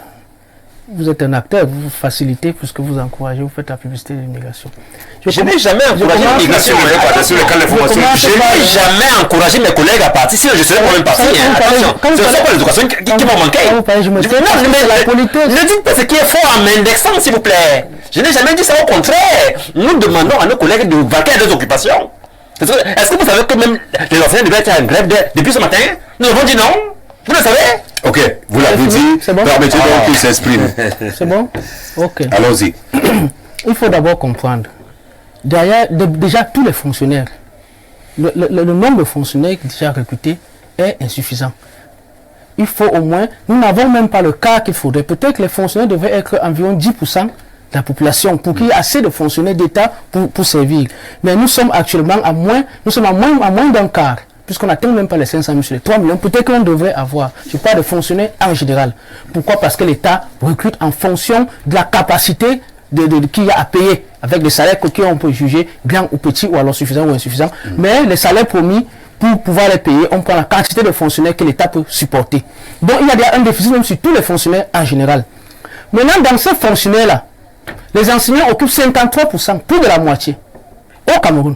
Ça montre la place que l'État, que la politique camerounaise offre à l'éducation. Donc je commence par les fonctionnaires en général. Il y a un déficit parce qu'on prend la quantité qu'on peut payer, dont on peut assumer la charge. Maintenant, sur tous ces fonctionnaires-là, les enseignants occupent plus de la moitié. Ce n'est pas parce qu'on néglige l'éducation. Quand on donne plus de la moitié des fonctionnaires encore, ça montre le respect qu'on a et comment est-ce qu'on s'appuie sur l'éducation pour développer le Cameroun en mettant plus de la moitié. Ça, il faut le dire. Maintenant, on revient donc sur la carence au niveau des enseignants. Le principe reste le même. On recrute l'enseignant en fonction de la charge. Vous voyez que même quand on recrutait souvent, beaucoup passaient d'abord par des périodes sans salaire avant d'entrer effectivement en solde. Parce qu'on fait à la mesure de combien on peut payer. Le rapport sur les besoins à l'éducation que le ministre de l'enseignement secondaire a publié en 2022 faisait l'état de cette carence-là, qui montrait qu'il faut la quantité qui est injectée dans les établissements publics n'atteint pas le un quart de ce qu'il faudrait pour combler le déficit qu'il y a. Donc ça explique d'abord la carence. La carence n'est pas une volonté, mais la carence vient avec la cadence avec laquelle il faut recruter pour pouvoir prendre la charge. Maintenant, est-ce que l'État ne fait rien? Qu'est-ce que l'État fait pour essayer de satisfaire? Premièrement, en termes d'établissement, ce n'est pas pour rien qu'il y a eu, en termes d'offres à l'éducation, il y a eu la libération, on a les établissements privés, à partir de la maternelle, donc du primaire, de l'éducation de base, de l'éducation secondaire et les instituts privés de l'enseignement. Moi, je vais arriver. C'est pas une particularité au Cameroun, je suis au Cameroun. Si vous êtes au Gabon et au Canada, moi je suis au Cameroun. Voilà. Ce n'est pas seulement une offre en termes d'éducation, mais c'est aussi une offre en termes d'enseignants. Des enseignants qui ne sont pas déployés, qui ne sont pas utilisés par l'État, on peut continuer à transmettre leur savoir. Même à la même jeunesse, ou même à la même enfance, par ces établissements privés-là. Autre chose, même les lycées, même les écoles publiques peuvent recruter, à l'éducation de base, ils ont ce qu'on appelle les maîtres d'enseignants. Ça veut dire ceux qui ne sont pas envoyés par... les maîtres quoi? Les maîtres d'enseignants. Les maîtres des parents. Les maîtres des parents, merci. Oui. Les maîtres des parents, merci. Les maîtres des parents. C'est-à-dire ceux qui ne sont pas encore... pour la fonction publique, qui ne sont pas encore fonctionnels, peuvent servir dans les établissements publics. Il y a des formules pour être rémunérés par la mesure de ce que l'État donne, évidemment, mais ils sont occupés. Maintenant, à l'enseignement secondaire aussi, il y a les vacataires. Pour compléter la carence qu'il y a. Maintenant, la carence n'est pas seulement due à ça. Je vais reconnaître, l'empoisonnement, le ministre a montré l'autre carence qu'il y a, la carence qui se pose aussi, il y a au niveau de la répartition régionale et départementale même des enseignants. Parce que quand même, le seuil de 30%, alors que bon, le seuil accepté peut être dans les 5%. Je m'explique. On retrouve certains établissements, malheureusement, où le même professeur, le même enseignant qui donne mathématiques est obligé de donner SVT. Pourtant, dans un département voisin qui peut-être qui a une préférence pour les enseignants, qui peut être des grandes villes alors plus développées, alors qui proposent plus ouverts aux affaires, on trouve des enseignants qui n'atteignent même pas 10 heures sur 18, certains n'atteignent même pas 5 heures de cours par semaine. Donc on trouve des établissements qui ont des excédents en enseignants, pendant que d'autres ont des déficits. Ça fait une carence. Donc il faut une répartition équitable. À qui la faute donc? Non, la faute, écoutez, vous allez dégager la faute après. Le rapport que je vous donne est celui du ministre. Ça veut dire qu'il y a une introspection qui existe même à l'organe interne de l'État. Ce n'est pas une dénonciation de qui que ce soit, c'est un rapport de madame la ministre elle-même qui trouve qu'il y a un déficit de répartition. Et elle propose la solution, puisqu'elle ne travaille pas seule. Elle propose la solution à ce qu'il y ait une considération équitable dans les affectations. Et elle demande aussi... Non, elle n'a pas dit que c'est pas elle. Écoutez, vous êtes là, vous voulez faire l'invective. Moi, je non, c'est pas comme ça. Elle n'a pas dit, écoutez, quand quelqu'un fait un rapport, même chez vous, vous pouvez faire une inspection des choses qui vont et ceux qui ne vont pas, et vous posez des solutions. Alors, pour les tiroirs. Et non, qu'est-ce qu'elle fait? Écoutez, vous allez, quand vous avez la parole, je vous laisse pas. Permettez-moi de chuter. J'ai été très patient.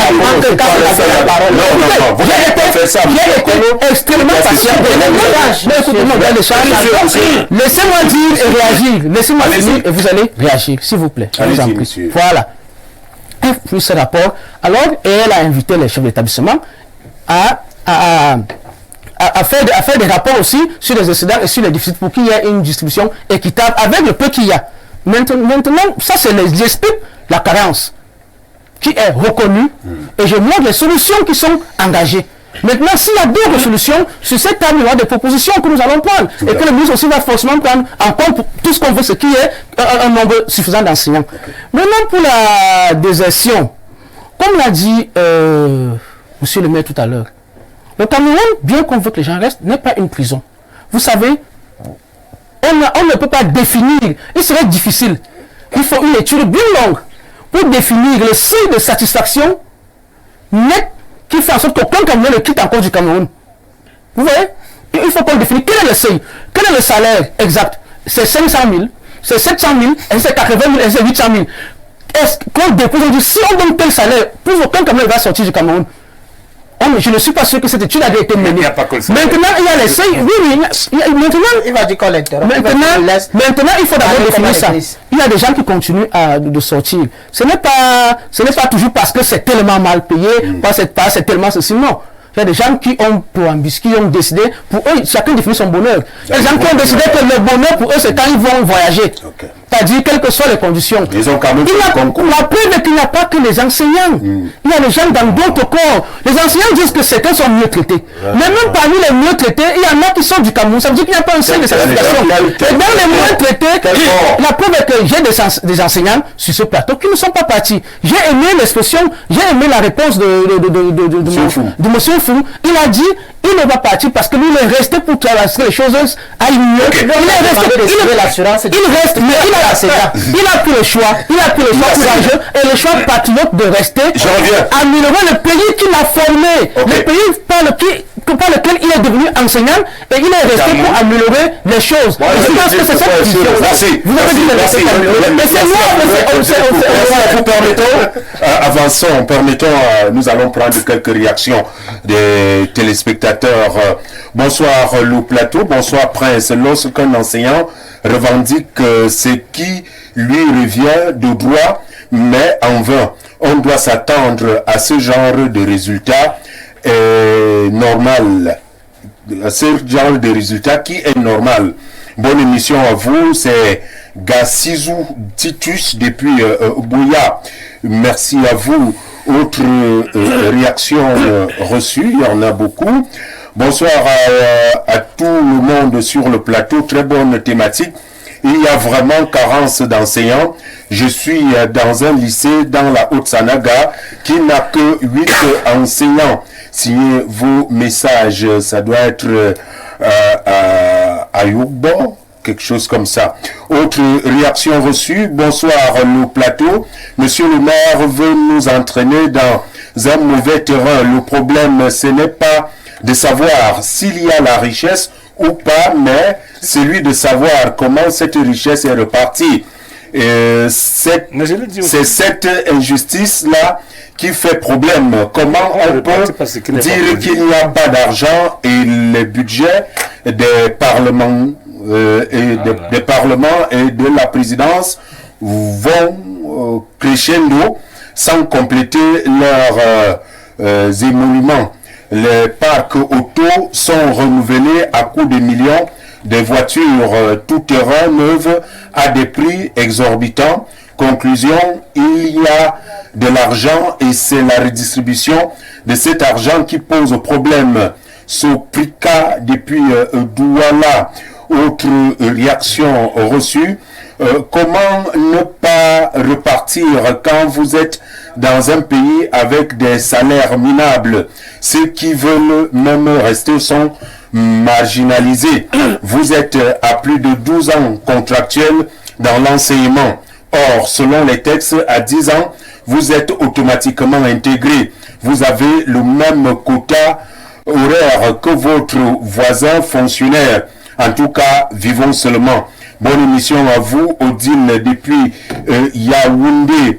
En plus de Odile, nous allons prendre l'autre ami d'Onkwaban qui nous écrit: bonsoir, monsieur Umba. Dites s'il vous plaît aux syndicalistes en costume rouge que l'agitation n'est pas signe de vitalité. Simon depuis Nkwabang. Autre réaction reçue de Pierre.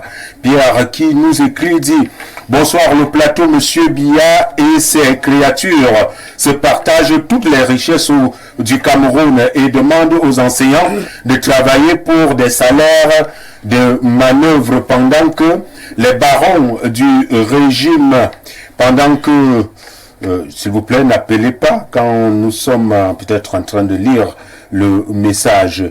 Je crois que je vais reprendre le message de Pierre qui dit donc: bonsoir le plateau.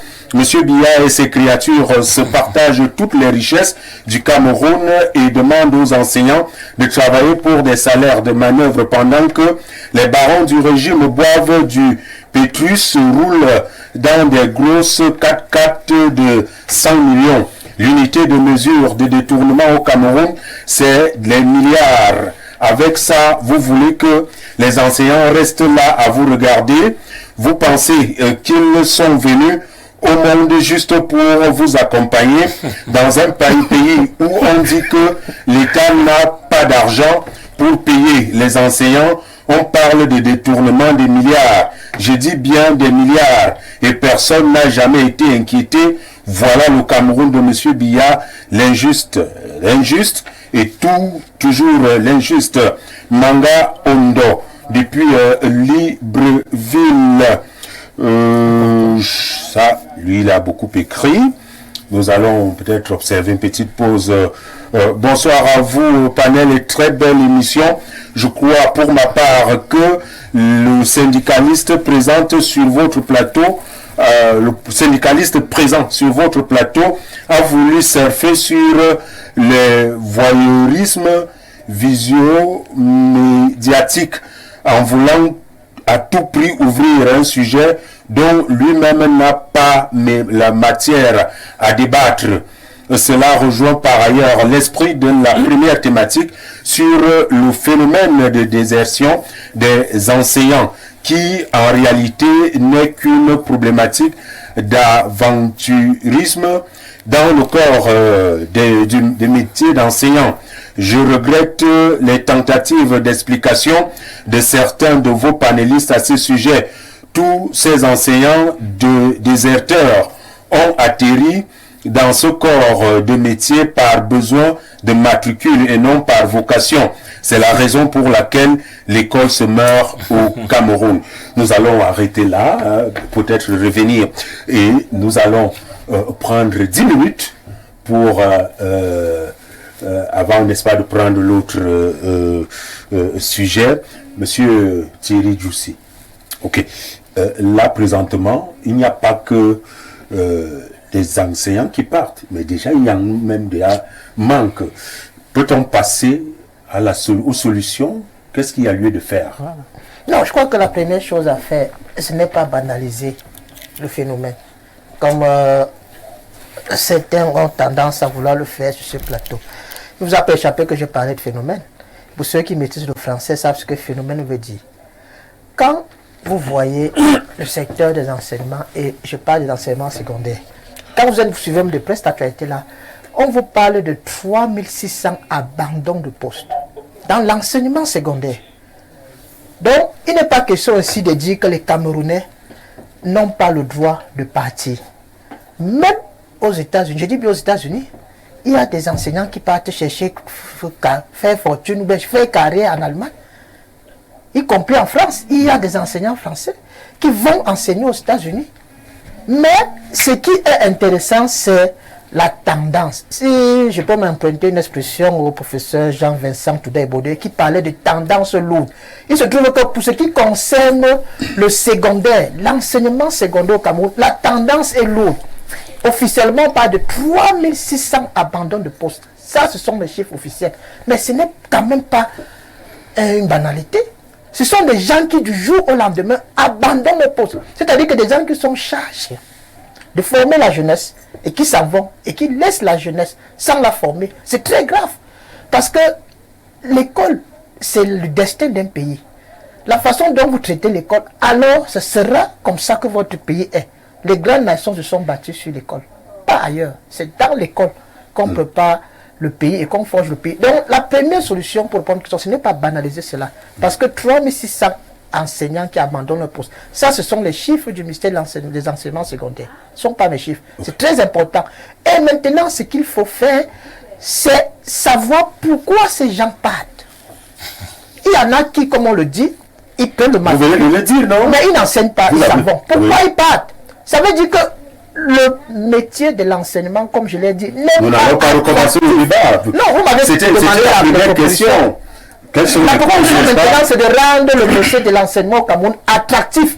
C'est le même combat qu'on a avec l'agriculture. On veut que les jeunes aillent faire l'agriculture, mais on ne rend pas l'agriculture attractive. Conséquent, les jeunes peuvent faire la moto à l'agriculture. Mais il faut rendre l'enseignement attractif. C'est-à-dire faire en sorte que quelqu'un qui est recruté comme enseignant puissent se plaire dans le métier d'enseignant.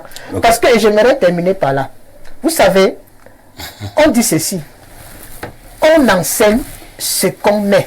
Parce que parmi les enseignants qui restent, parce que ici, sur ce plateau, on veut illustrer les bienfaits de la politique du gouvernement par le fait que certains enseignants sont restés. Mais ces enseignants sont restés, mais quel est leur état d'esprit? Qu'est-ce qu'ils transmettent à leurs élèves? Un bon état d'esprit, un enseignant qui est frustré, qui est un peu motivé, qu'est-ce qu'il peut transmettre à la jeunesse? Merci, on vous a celui-là même qui est resté, celui-là même qui est resté est plus dangereux que l'enseignant qui est parti. Parce qu'il transmet à son élève quelque chose qui peut être à résoudre ce problème de désertion, mais également de la démotivation, carence des enseignants. Bien sûr, oui. Il y a une solution. Il y a même des solutions. Vous savez, tout à l'heure, quand mon frère Descartes parlait du RDPC, lui, il a dit, j'ai retenu, n'est-ce pas, dans ses propos, que l'État prend la quantité d'enseignants qu'il peut payer. C'est ce qu'il a dit, l'État prend la quantité d'enseignants qu'il peut payer. Ça veut dire que l'argent fait un peu défaut, d'après c'est dit. Il n'y a pas assez d'argent. C'est ce que presque tout le monde ici pourtant, n'est-ce pas, ce pays est, n'est-ce pas... Est-ce que vous savez que l'État a perdu 150 milliards dans l'affaire Glencore? Voilà déjà une liste d'argent. L'État a perdu dernièrement 150 milliards dans l'affaire Glencore. Voilà là où on peut prendre de l'argent. L'État a perdu plus de 18 milliards liés, n'est-ce pas, aux 750 tracteurs abandonnés dans les boussades des boulevards à l'occasion du commerce agro-pastoral de 2011. Vous voyez? Voilà dans la liste d'argent. Et je vais ajouter ceci. Près de 25 milliards jetés en pâture dans le barrage hydroélectrique de Mekine. Voilà l'argent. Vous voyez? Est-ce que vous savez que les missions à l'étranger ont généré une perte de l'ordre de 16 milliards de francs CFA à l'État en 2021? Voilà les mises d'argent. Je voudrais également rappeler les affaires. Le parc automobile du président du Conseil économique et social à lui seul coûte 120 millions de francs CFA. Hein? Tout dernièrement, on a perdu 180 milliards dans les histoires de Covid-Gate. Donc, les niches d'argent sont nombreux. Et surtout, il faut discipliner les lignes 94, les lignes 65, où les milliards partent chaque année. Et c'est là voilà l'argent qu'on peut utiliser, qu'on peut exploiter pour résoudre les problèmes, pas seulement des enseignants, mais de tous les fonctionnaires. Ah, ça trouve solution. Ça trouve solution. Ok. Ça trouve solution. Merci à vous, Léonide Foum. Oui. Je sais que vous m'attendez, mais vous avez une minute, vous le savez bien. Oui. Donc, disons globalement que il se pose dans notre société un problème de justice redistributive. Très bien. Je dis bien, il y a inéquité dans la redistribution des richesses de ce pays. Très peu en ont beaucoup et beaucoup n'ont rien. Donc, et c'est par là qu'il faut commencer. Vous savez, les gens ne vous le disent pas souvent, les frustrations que les enseignants vivent. Et beaucoup d'enseignants camerounais sont obligés, en plus de leur métier, de faire beaucoup d'autres métiers de bas étage, qui fait que quand leurs élèves les surprennent en train de vendre les beignets, de vendre l'eau, ils se demandent même à quoi sert l'école. Donc ils ne croient plus. Or, l'enseignant qui est un façonneur des esprits doit d'abord vendre les rêves. Parce que l'enfant que nous avons devant nous ne connaît pas l'État. C'est à travers l'enseignant qu'il voit l'État.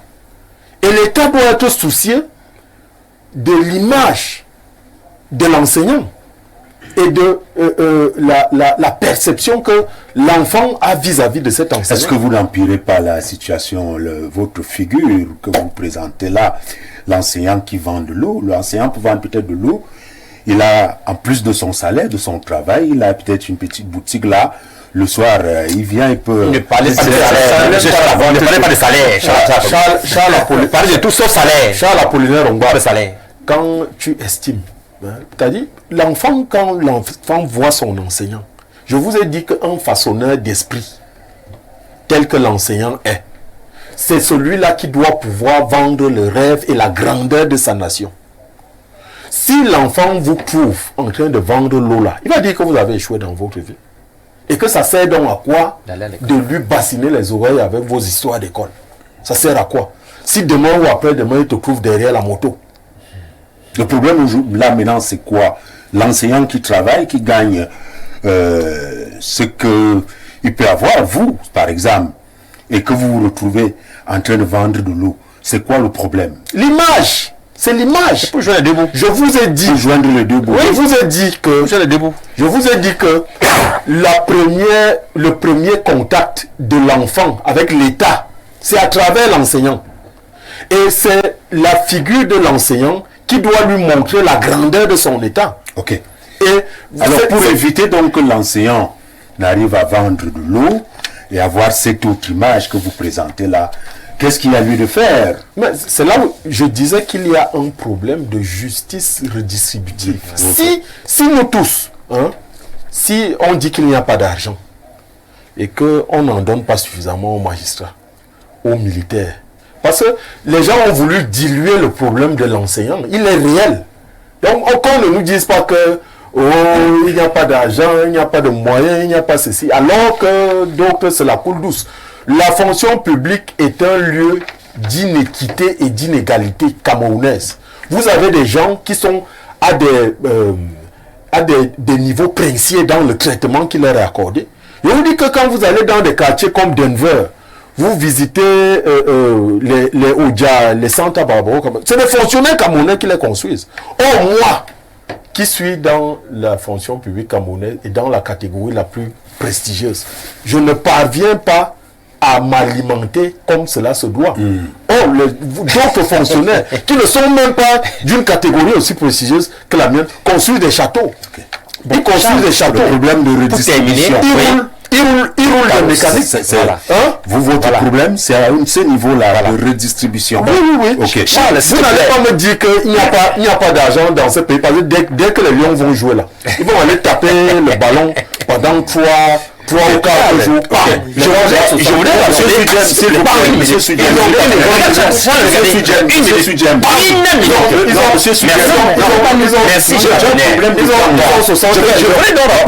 vous n'allez pas arracher la parole, s'il vous plaît. C'est dans la politesse. Permettez, je vais vous la passer. Permettez. Merci, d'accord. Oui, monsieur Akounou, nous sommes là. Vous avez présenté les situations. Pourquoi carence? Tout simplement parce que l'État n'a pas assez de moyens et recrute ce qu'il peut. Ce qu'il peut, peut-être qui peut également payer. Désertion, simplement, il y a peut-être manque de vocation. Comment stopper l'hémorragie? Oui, comment stopper l'hémorragie? Excusez-moi, je ne sais pas si j'ai le droit de demander, mais je veux me nourrir une curiosité. C'est le syndicaliste de quel syndicat? Si c'est pas important. Okay. Je voulais juste savoir. Non, ça, c'est pas important. Non, mais je demandais. Non, c'est pas important. Okay. Tu dois me connaître dans le syndicalisme. Vraiment, c'est connu. Non, c'est d'accord. Même si je n'ai pas d'accord avec lui. Je suis ici depuis au moins 5 ans. Hein. C'est le même pas seulement ici. C'est une curiosité, ça va. Allons-y. Je serai après. Ok. Maintenant, j'ai présenté la situation. Je crois l'avoir très bien fait et vous avez bien compris. J'ai présenté les solutions qui sont déjà mises en œuvre. Les solutions sur les partages équitables et maintenant sur comment combler les enseignants qui ne sont pas déployés comme fonctionnaires mais qui sont formés. Je dis les établissements publics eux-mêmes, les lycées prennent des vacataires parmi ceux-là. Les établissements, les écoles publiques primaires prennent les maîtres de parents parmi ceux-là. C'est une façon de combler la carence. Ça veut dire quand on dit qu'on prend ce qu'on ne veut pas, si on forme 1000, c'est un exemple, je prends des chiffres pour que la compréhension soit facile. Si on forme 1000 et qu'on peut seulement fonctionner 200, n'est-ce pas? On complète la carence comment? On prend les maîtres de parents, on prend les vacataires, on prend peut-être 600 autres. Ça fait qu'on a 800 qui sont déployés pendant que les autres sont en attente. C'est déjà un début de solution. Parce que l'État veut respecter ses promesses, l'État veut respecter, garantir ce qu'ils ont promis. Et comme ça qu'on donne. On trouve d'autres voies. Et maintenant, pour les défauts de répartition, comme le ministre l'a dit, il faut que les chefs d'établissement font un retour sur les excès et sur les excès et sur les déficits. Mais ça ne suffit pas, évidemment, ça ne suffit pas, puisque quand on voit, on comprend bien que ça ne suffit pas. Il y a toujours si ça suffisait, on ne serait pas en train de faire ce débat. Qu'est-ce qu'elle a fait? La solution est là, mais il faut qu'on l'applique. C'est ça le problème. La solution, c'est la décentralisation. La solution à ce problème, c'est la décentralisation. Mais en fait, il faut qu'elle soit effective. Si on ouvre le débat, si on va se rendre compte que la décentralisation qui est une solution n'est pas encore effectivement appliquée. Pourquoi? Quand la décentralisation s'appliquera, je vous ai dit, on cherche des solutions. Si vous voulez faire l'invective, c'est pour ça que je demande aux syndicats, vous comprenez pourquoi ma question? Parce que vous avez doute de vos intentions.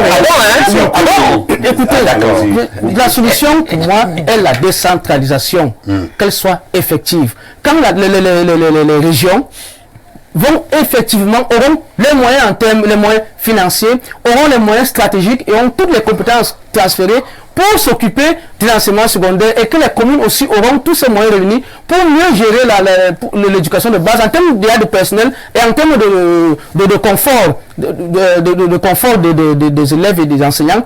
On va combler ce déficit de façon facile parce qu'il y aura un suivi plus approximatif. Un suivi plus approximatif qui sera plus généralisé, un suivi plus approximatif, plus étroit, qui va permettre à ce que, établissement par établissement, on sache plus vite et qu'on s'occupe plus vite des carences. C'est comme ça qu'on peut gérer ces carences-là. Okay. Donc pour moi, les solutions qui sont déjà appliquées, elles sont bonnes, il faut qu'on accélère. Maintenant, la décentralisation effective va résoudre ce problème. Pour la désertion, franchement, je vous assure, il faut absolument comprendre. Les enseignants ne peuvent pas se plaindre pour rien. Ils ont raison. Leurs conditions doivent être améliorées, leurs salaires doivent être augmentés, mais je vous assure, il faut une sensibilisation.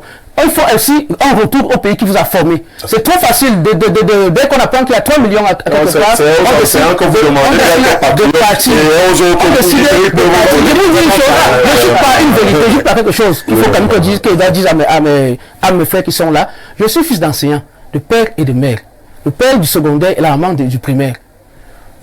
Je n'ai pas vécu dans un grand palace, mais croyez-moi, les parents n'étaient pas aussi pauvres. Nous ne vivons pas aussi mal que ce que vous voulez peindre là. Ce n'est pas, vous savez, vous plaît, vous méritez mieux. Mais vous n'allez pas venir jouer le malheureux à ce que vous n'allez pas venir ce que vous n'êtes pas. C'est toi qui vis ça. Vous méritez mieux. Je vous dis ça mais mes parents ne vendaient pas nous après. Vous dites qu'il a fait une autre activité. C'est ça qui fait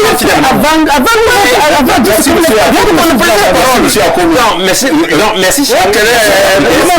C'était juste pour dire que je ne suis pas, je combats. Ce n'est pas un entretien du syndicat. Vous comprenez pourquoi je pose la question sur le syndicat. Il m'empêche. Dans mon syndicat, nous combattons. Lequel même? Nous combattons avec la dernière, ce phénomène. Quel syndicat? Allons-y, s'il vous plaît. Est-ce que vous savez que le maître des parents au Cameroun a un salaire maximal de 35 000? Le syndicat des salaires qui sont même irréguliers. Donc nous disons non à ce phénomène de maître des parents. Nous demandons que tous les enseignants soient au moins contractualisés à défaut d'être fonctionnalisés directement.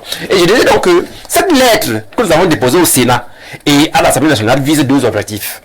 D'abord, freiner à défaut d'éradiquer le départ des enseignants vers l'Europe et vers le Canada et ainsi de suite. Et ensuite, maintenir nos collègues du primaire et du secondaire dans les salles de classe. Nous avons dit non à la grève sur toutes les tablées de gestion. Félicitations, merci. Nous demandons d'aller dans les écoles, de travailler et nous allons, merci déjà. Si vous avez permis que les enseignants continuent, n'est-ce pas, de vaguer à leurs occupations. Monsieur Sylvestre Le Beignet, nous sortons de ce premier sujet. Il y a quand même quelques bribes de solutions pour atténuer la situation. Ça, la première d'abord, je voudrais d'abord préciser, je n'ai jamais dit que les enseignants n'ont pas de problème. Je n'ai non plus la prétention de diluer ce problème en le général, en le globalisant. Moi, je parle des faits. La première solution fondamentale et stratégique, c'est refonder l'État du Cameroun sur la base d'un projet civilisationnel. Vous comprenez? À l'intérieur d'un projet, on trouve quoi? Sur le plan économique, quel est le modèle? Pour faire servir à quoi? Avec qui et comment? Sur le plan, l'éducation n'est qu'un pendant de ce projet-là. Il faut commencer. Maintenant, sur le plan pratique, il faut sacraliser la fonction publique et la rendre plus juste. Ça veut dire qu'elle n'est pas sacrée. Il parle d'image. Moi, ça me fait très mal lorsque j'entends qu'un enseignant peut vendre l'eau. Il vend pour jouer les deux bouts. S'il choisit comme activité commerciale la vente d'eau, c'est autre chose. Voilà. Mais si on arrive à tous les enseignants qui vendent l'eau parce qu'on n'arrive pas à jouer les deux bouts, c'est un problème. Et ce que dit le dit, le premier contact d'un enfant avec l'État, c'est à travers son enseignant. Très bien. Il se décourage en voyant son enseignant être, je peux dire, populaire. C'est ça le problème. C'est comme dans une entreprise. Le premier contact, c'est ce qu'on appelle chez nous les accès. C'est-à-dire, lorsque vous venez dans une entreprise X, Votre patron. non, vous rencontrez qui? Non, on dit les accès, ici, vous entreprise dans une barrière. Ce n'est pas les vigilantes, c'est le personnel d'accès. C'est-à-dire, ceux qui vous permettent d'entrer et qui vous accompagnent, s'ils sont sales, le bon entrepreneur commence par là. Si vous avez un partenaire qui trouve que votre secrétaire est sale, votre vigile est sale, il prend pas au sérieux. Non, il faut sacraliser là, parce qu'en réalité, le contact que nous avons avec l'extérieur, c'est la fonction publique, il faut la sacraliser. Les aéroports et machin, les policiers, il faut qu'ils soient propres. Mais pour qu'ils soient propres, le minimum vital. Non. Aujourd'hui, quand on avoue qu'il n'y a pas d'argent, on avoue qu'il y a des disparités. Parce que, par exemple, que la majorité ne vit presque pas. Une minorité est prince. Il faut la sacraliser, la rendre juste. Vous ne pouvez pas avoir des gens qui ont fait les mêmes écoles, qui sont séparés par l'autre aller à l'école normale, par les autres aller à l'EMIA ou à l'ENAM, je dis n'importe quoi. Et qu'on sorte là 2 ans plus tard, un est un projet de mort, l'autre un projet de vie. Ce qu'il dit là, c'est peut-être un style. Non. Mais c'est vrai, c'est vrai. Donc on ne peut pas avoir des gens qui sont frustrés toute leur vie et leur demander d'être patrouilles et laisser les autres voler. La deuxième chose, c'est qu'il faut combattre avec la corruption et le détournement de fonds publics. C'est choquant de vous rendre compte que quelqu'un qui a un salaire de 260 000, le salaire, mais a quand même une voiture qu'il a achetée lui-même de 60 millions. Mais qui n'a pas d'activité secondaire comme l'agriculture et autres. Non, c'est vrai, c'est vivable. Ça se voit tous les jours. Mais globalement, ça choque. Mais il ne faut pas qu'on s'arrête à ça, parce que ce n'est pas l'émotion. Un État qui ne produit pas, parce qu'il dit on ne produit pas, même sur le plan fiscal, on ne le couvre pas, à cause de la corruption. Il faut le dire clairement. Quand il est produit, ce n'est pas seulement l'agriculture, même sur le plan fiscal, il faut recouvrir le maximum qui est disponible. Afin de redistribuer, la justice vient dans le fait de la redistribution. Donc nous avons des problèmes de production. Un des services de production du jeu qui crée les biens et beaucoup de richesses. Mais lorsqu'on a même le peu qu'on a, il n'y a pas d'éthique de répartition. C'est un problème très sérieux. Et c'est même ça qui fait que les gens préfèrent aller mourir ailleurs. Parce qu'en réalité, une enquête est faite pour voir les gens partent. Si vous faites l'enquête pour voir ce qu'ils font là-bas, vous allez pleurer. Et les gens préfèrent la honte ailleurs. Vous savez, je dis ça sans prétention. Les gens qui coupent les ongles au Cameroun sont pour la plupart de nationalité étrangère. Oui. Oui. Les Camerounais font exactement la même chose ailleurs. Parce qu'en fait, la honte est plus facile à supporter ailleurs que chez soi. C'est un problème d'image. Et il faut comprendre. Si on ne comprend pas ça, je pense qu'à un moment donné, on encourage la corruption. Parce qu'un fonctionnaire qui peut venir au travail à 7h30, repartir à 15h30 et gagner 60 000, il y en a, je suis désolé. Il gagne même 120 000. Alors que le logement, le moins cher, un peu descend. On est dans les 40-50 000 francs au Cameroun. Ce n'est pas acceptable. Merci à vous. Il y a tellement de messages, c'est difficile. Sauf si je sucre le deuxième sujet. Parce que, sauf si je le sucre et puis le mettre au frigo. Non, pas pour les messages. Jean-Bruno Afané nous écrit: bonsoir au grand plateau du très grand soir, à mon grand frère Charles. Au sujet du jour, je voudrais dire que l'enseignant est le plus pauvre au Cameroun. Nous n'avons aucun avantage avec un salaire minable. C'est ce qui nous amène à déserter. Nous vivons comme des rats au Cameroun. L'enseignant vit comme un rat. Jean-Bruno Afanoyen, depuis Nitikou. Ils sont nombreux, tellement nombreux. Petite transition rapidement pour prendre la dernière ligne droite. La dernière actualité, faisons donc état de l'enlèvement du sous-préfet d'Idabato, Roland Ewané, depuis le 1er octobre dernier. Dans cette émission dont nous essayons de comprendre, vu le temps qui nous est imparti, je sais que chacun prendra 1 minute pour dire quelque chose et j'entre là où je venais de sortir. Monsieur le maire. Charles Apollinaire, je commence à ne pas lier les kidnappings à la crise anglophone. Absolument. Parce que la crise anglophone a, même si on peut dans le déni, ça a un fondement politique. Il faut le dire. Mais malheureusement, à force de la laisser perdurer, peut-être pas volontairement, elle va dégénérer. Elle s'est métastasée. Parce que si vous écoutez ce qui s'est passé, ce qui se passe aujourd'hui par rapport à l'enlèvement de sous-préfet Diabato, les voix que nous avons, si je considère comme étant vrai, on va se rendre compte que on a un problème de gestion de l'autorité administrative de ce côté-là. Parce que rappelez-vous que le problème de Bakassi a été réglé sur le plan institutionnel. Mais sur le plan, je peux dire opérationnel, c'est pas tout à fait ça. Les pays se sont entendus, mais les populations n'adhèrent pas encore. Et c'est pour ça qu'il faut une gestion particulière de cette zone, au-delà du problème anglophone. Maintenant, concernant l'enlèvement en lui-même, j'ai entendu des gens dire qu'il fallait en parler. Non. Lorsque des bandits, des terroristes enlèvent une autorité, on n'en parle pas. Parce que plus vous en parlez, moins vous réglez le problème. Je suppose qu'on n'en a pas parlé longtemps, parce qu'on voulait régler le problème. On a commencé à parler lorsque la solution est déjà là. J'ai appris qu'on a arrêté quelqu'un, que les mesures sont disputées. Mais au-delà de ça, il y a quelque chose qui n'est pas dit dans cet enlèvement. Je ne peux pas croire qu'aujourd'hui, dans cette zone, qu'il y ait un domicile de sous-préfet qui ne soit pas gardé. Il y a le domicile d'abord. Et que lui ne soit pas. Parce que là, ce qui est dit, la veuve, non, excusez-moi madame, la femme du sous-préfet, demande, il dit c'est le maire qui l'a appelé, il demande le maire, toi tu étais où? Tout à fait. Ça suppose qu'il y a un soupçon. Vous comprenez ça? On a enlevé mon mari, oui. Mais vous étiez. Elle reçoit le coup de fil du monsieur le maire. Et elle demande à monsieur le maire, vous-même, vous êtes où? Vous étiez où? Quand on a enlevé mon mari. Quand on a enlevé mon mari. Si vous analysez ça, vous allez comprendre beaucoup de choses. Vous comprenez? Mais je n'ai pas non plus peut-être qu'on ne le dit pas assez. Est-ce qu'il y a eu une bataille entre la garde du sous-préfet et les assaillants pour qu'on l'enlève? Et les séparatistes? Non, je dis les assaillants. Les assaillants. Puisqu'on dit que c'est les terroristes. Je rappelle que dans cette zone, on enlève même du côté du Nigeria. Hein. Les freedom que j'ai fait à la zone nigérienne, mais ils enlèvent. C'est pour ça que je dis qu'il nous manque des efforts pour véritablement commander ça. Est-ce que les militaires qui étaient à la garde du sous-préfet, comme ça devrait être le cas en ce moment dans cette zone, ont été tués avant qu'on enlève le sous-préfet? On n'en parle pas. Je suis sûr qu'il y a beaucoup de non-dits.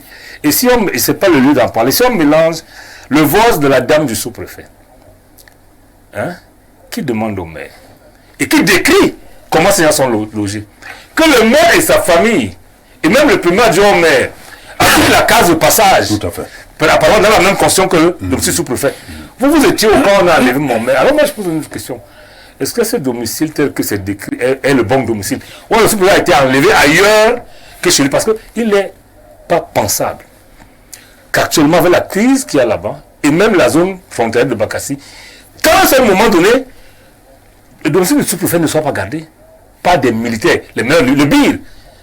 Donc, je me dis quelque chose qui ne sont pas dit dedans, et ça nous empêche véritablement de tomber dans les précisions. On ne va pas faire un débat de généralité pour dire vivement que cette histoire s'arrête et que chacun de nous va...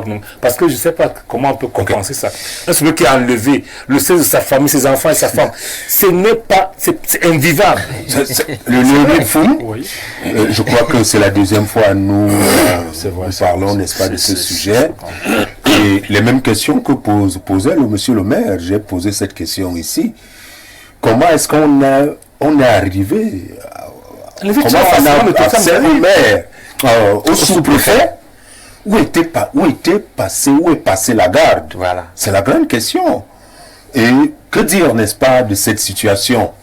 C'est un problème du nord-ouest, du sud-ouest, ou alors, enfin, la crise que nous avons là-bas, ou alors c'est un problème diplomatique avec l'État voisin, le Nigeria?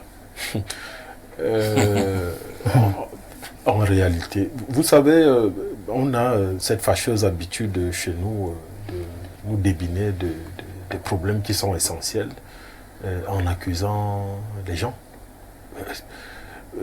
Lorsque un membre de la communauté nationale est en péril, c'est toute la nation qui est en péril.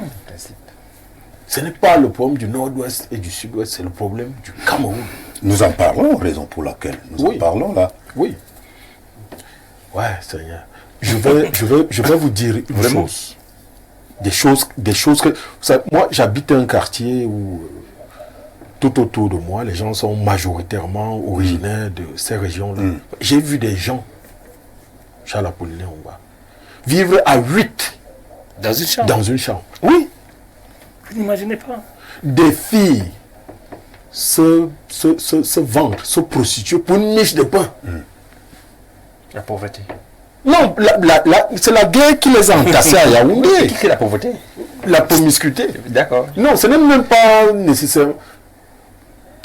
Donc, quand vous avez vécu ça, vous dites, mais cette histoire-là, qu'elle s'arrête, et il est temps.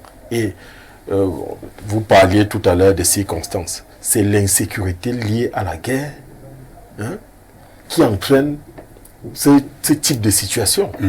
Et donc, le plus important pour nous, c'est d'arrêter cette guerre. D'arrêter. Oui. Comment l'arrêter? Le plus important, c'est d'arrêter la guerre. Vous allez vous poser la question sur qui a fait quoi, qui est montant et qui est redescendant. Vous l'avez dit. Non, il faut arrêter ça. Beaucoup de ça nous. Et le nord-ouest et le sud-ouest, c'est à peu près de sécurité. 20 à 30% de notre pays. Il y a eu le grand dialogue national. On s'est dit qu'il devait avoir cette accalmie-là, que la situation devait se trouver solution, mais jusqu'à présent, c'est pas du tout cela. Le kidnapping, on continue à vivre cela. Oui, premièrement, pour faire la paix, il faut être deux. Pour faire la paix, il faut être deux. Au moins. Non, quand je dis il faut être deux, il faut... Oui, bon, au moins. Il faut être au moins deux pour faire la paix. On ne peut pas faire la paix seul. Je peux avoir toute la volonté du monde de mettre fin aux différends que j'ai avec vous. Je peux donner tout ce que je veux. Je peux pleurer, je peux prier, je peux sauter, je peux crier. Si vous ne voulez pas, il va falloir que je recommence à zéro, à tout moment, tant que vous n'acceptez pas. Parce que pour qu'il y ait la paix entre vous et moi, il faut que nous soyons d'accord, nous deux. L'État camerounais, par son président, a déjà montré plusieurs fois qu'il veut la paix. Vous allez peut-être trouver les limites à ces solutions. Vous allez peut-être trouver les limites avant qu'on formule du dialogue. Vous allez peut-être trouver les limites au DDR. Vous allez peut-être trouver les limites à ces discours, à des mots qu'il fallait prononcer autrement par rapport à ce qu'il a fait. Mais la volonté de paix y est. Elle est là. Par contre, ceux qui se présentaient comme séparatistes n'ont jamais donné le moins quiconque a défi. Le moindre acte, la moindre parole, même la moindre lettre, même un moindre geste, un moindre mouvement qui laisse croire qu'ils ont l'intention de paix. Aucune. J'ai dit aucun. Il n'y a rien qui laisse croire qu'en face, on veut discuter même seulement. Jamais. Il n'y a que du côté de l'État camerounais, c'est-à-dire nous tous, avec nos présidents, qui avons voulu, qui montrent que nous voulons appeler, nous tous, ça veut dire les 10 régions. Les 10 régions. Nord, ouest, sud-ouest, c'est les autres 8 régions. Nous tous, nous voulons la paix. Il n'y a que ceux qui nous attaquent, ceux qui attaquent le Cameroun, qui ne veulent pas la paix, ils n'ont jamais montré qu'ils veulent la paix. La situation est encore compliquée aujourd'hui. Pourquoi?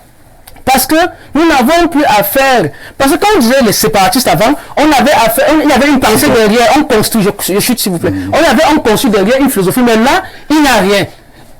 Il y a des bandits tout simplement qui sont nés, des groupes de bandits qui ne se connaissent même pas, qui choisissent, qui font des attaques lâches, ils vivent de ça, ils font des kidnappings, ils vivent de rançons, ils séquestrent, ils encadrent un territoire, ils créent des taxes, ils terrorisent les populations et ils vivent de ça. Ils y ont déjà plus goût, c'est des groupes de bandits et malheureusement, ils n'ont pas un camp où on les retrouve. Ils sont fondus dans la population, il faut assainir ce que l'armée fait déjà, mais j'explique pourquoi c'est compliqué, parce que si nous avions en face de nous une armée, on dit les voilà, il faut les attaquer, notre armée l'aurait fait. Maintenant, nous sommes obligé d'agir par la riposte, c'est clair, la tâche est difficile, mais l'armée il travaille tous les jours avec la compagnie des populations qui passent de plus en plus. Ici, je vais vous poser la question, est-ce que ici, de tout ce que l'on a entrepris, il y a du grand dialogue et autres, est-ce qu'il y a peut-être un problème là, du côté du nord-ouest, sud-ouest, celui de la communication?